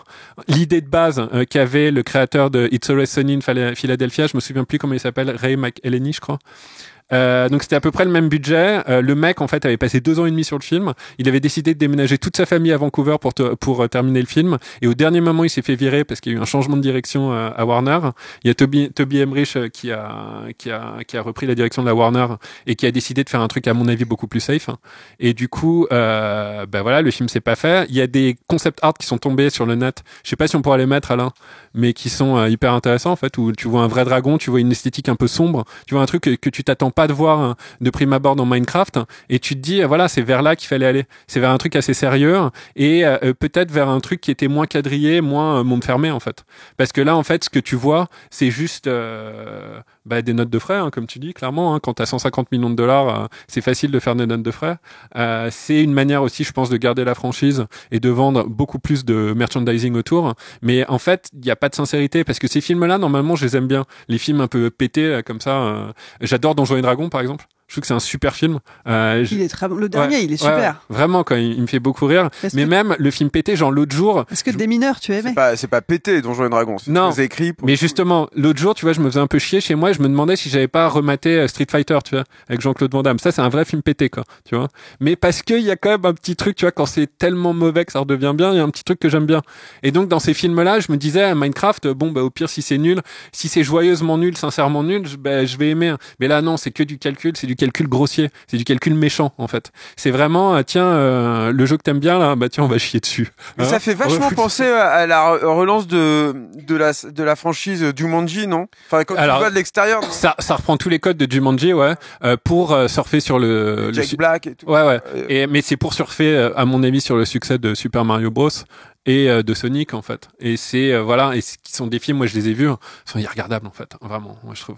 Et celui-là, c'est dommage parce que je te dis visuellement, il y avait des trucs intéressants, mais quand tu vois en fait c'est du cynisme ce qu'il y a derrière. C'est-à-dire qu'ils savent très bien ces gens-là quand ils font le film que c'est pas bien. Vraiment. Je pense que il y a aucun producteur quand il voit le résultat final qui dit putain on a bien assuré là. On a pris quelques risques mais putain là les gars, non ils ont pas pris de risques. Et c'est là où en fait c'est un problème. Et d'ailleurs l'ado du film de Minecraft, c'est exactement le même personnage que tu vas retrouver à Electric State au début, le même ado. C'est-à-dire c'est un petit génie, tu vois, que personne n'écoute et qui a un grand cœur quoi.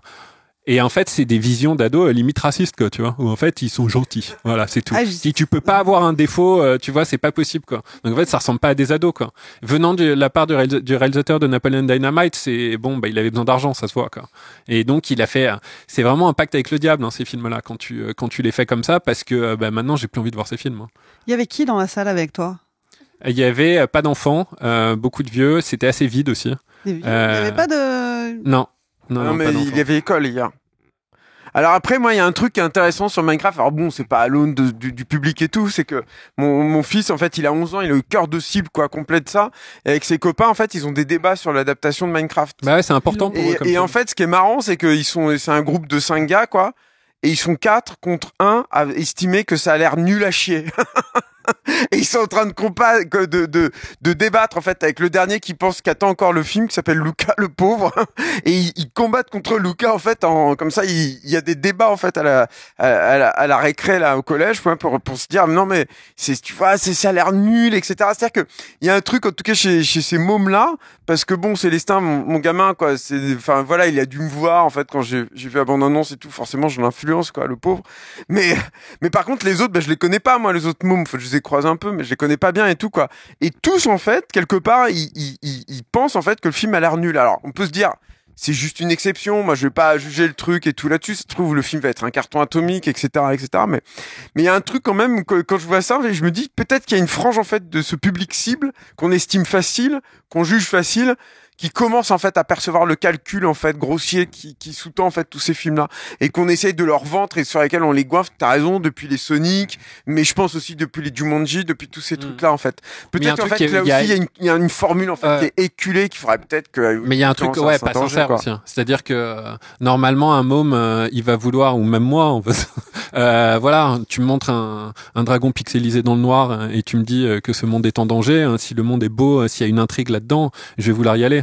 là c'est catastrophique en fait. On te montre déjà Jack Black qui chante un truc quoi, tu vois, et qui hurle. En plus il joue un personnage qui s'appelle Steve qui est dans le jeu vidéo, qui est normalement un personnage qui est monolithique, un peu renfrogné, et lui il le joue, c'est Jack Black qui remplace Steve Carell. En fait à la base ça devait être Steve Carell qui jouait, et là aussi avec le changement et là tu sens que c'est un film de studio, mais dans le très mauvais sens du terme, c'est-à-dire que c'est un film qui est fait par des producteurs pour un business plan avec le moindre truc validé, hein, comme dans Electric State. On est vraiment pas loin de ça, on est vraiment pas loin d'un truc qui est pas un film aussi et qui est du contenu, et ça ces films là sur un grand écran tu le vois encore plus, ça c'est terrible, mais bon. Alors après il compte que ce soit un carton le film, il compte sur $1 milliard de recettes et tout, enfin bon voilà. Ouais, ils vont attirer comme du merchandising finalement. Est-ce que du coup on pourra avoir le micro-trottoir des amis de Célestin Je sais pas, je pense qu'ils vont pas y aller, hein. Ils comptent pas y aller en tout cas, quoi. Je crois pas qu'ils veulent se faire non, c'est assez étonnant. On pourra avoir l'avis du petit Lucas. Ils vont en envoyer un. Ouais, ils vont envoyer Lucas, ils vont dire tu l'as voulu, tu l'as eu. Ouais.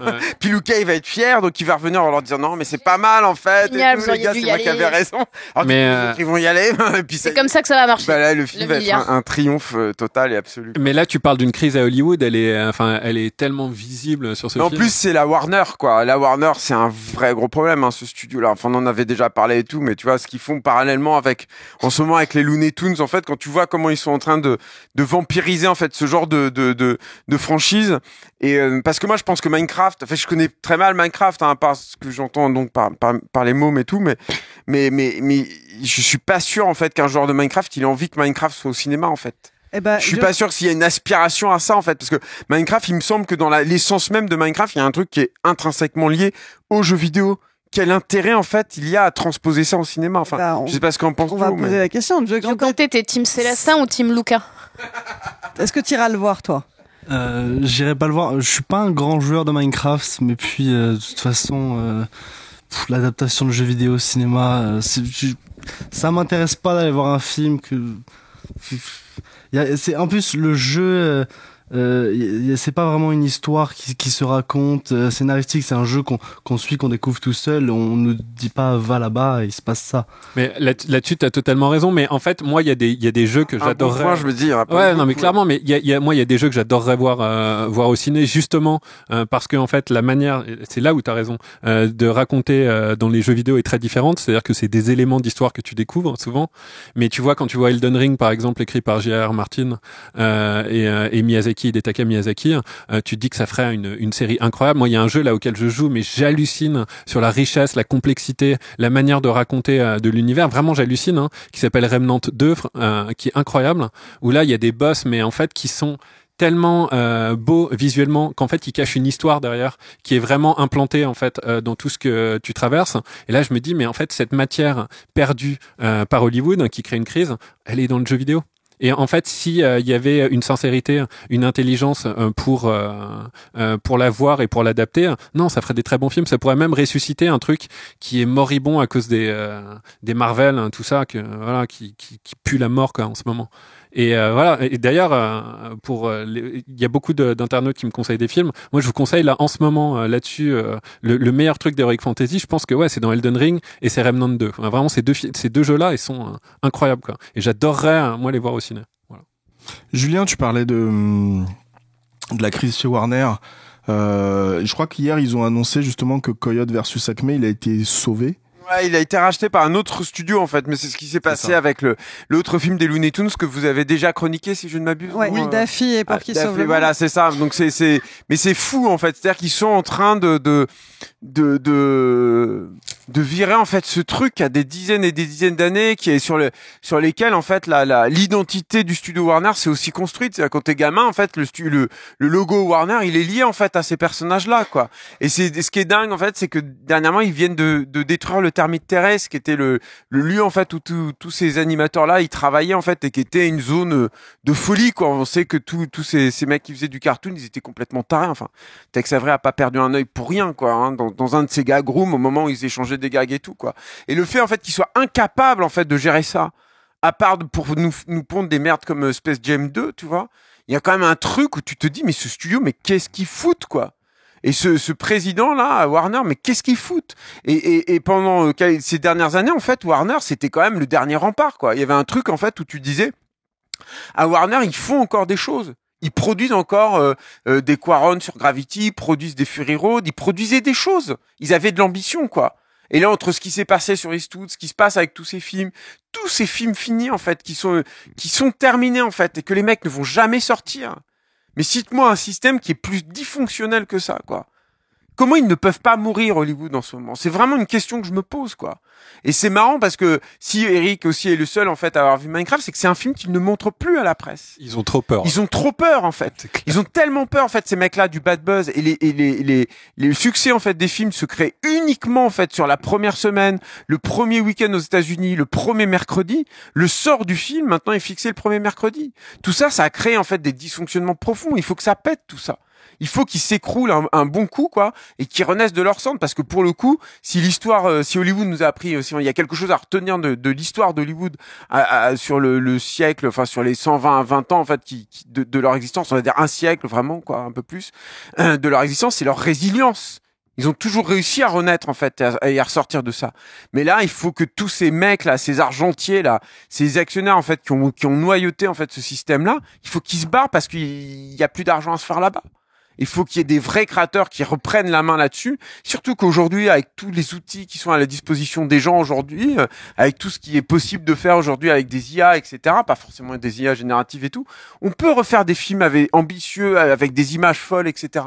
Mais il faut qu'ils lâchent ça. Et puis il faut qu'ils arrêtent ces super productions. Minecraft, ça a coûté combien, tu 150. vois, s'ils espèrent avoir un chiffre pareil entre le budget promo et ça, ça ne va pas plus du tout, en fait, ce système-là. Plus du tout. Tu m'as lancé, Alain, t'es fier de toi. Hein. Très. Non, mais on l'avait... Il fait un peu une abomber, là. C'est le mec qui fabriquait des bombes et qui les envoyait aux dirigeants de studio, là. C'est ça, mais non, mais c'est juste pour terminer là-dessus. On l'avait un peu déjà évoqué avec la difficulté de voir Mickey 17. Là, ça a été pareil autre film Warner, autre film sacrifié par son dirigeant. Tout à fait. Le Eastwood d'ailleurs. Ouais. Tout à fait. Enfin voilà, on fait un peu le tour du sujet là-dessus, quoi. Bien, c'est sur ces paroles d'espoir. Ouais. Optimiste, une bonne blague de 1er avril. Il faut savoir que Julien dort avec un flingue sous son lit. Qu'on va terminer cette émission.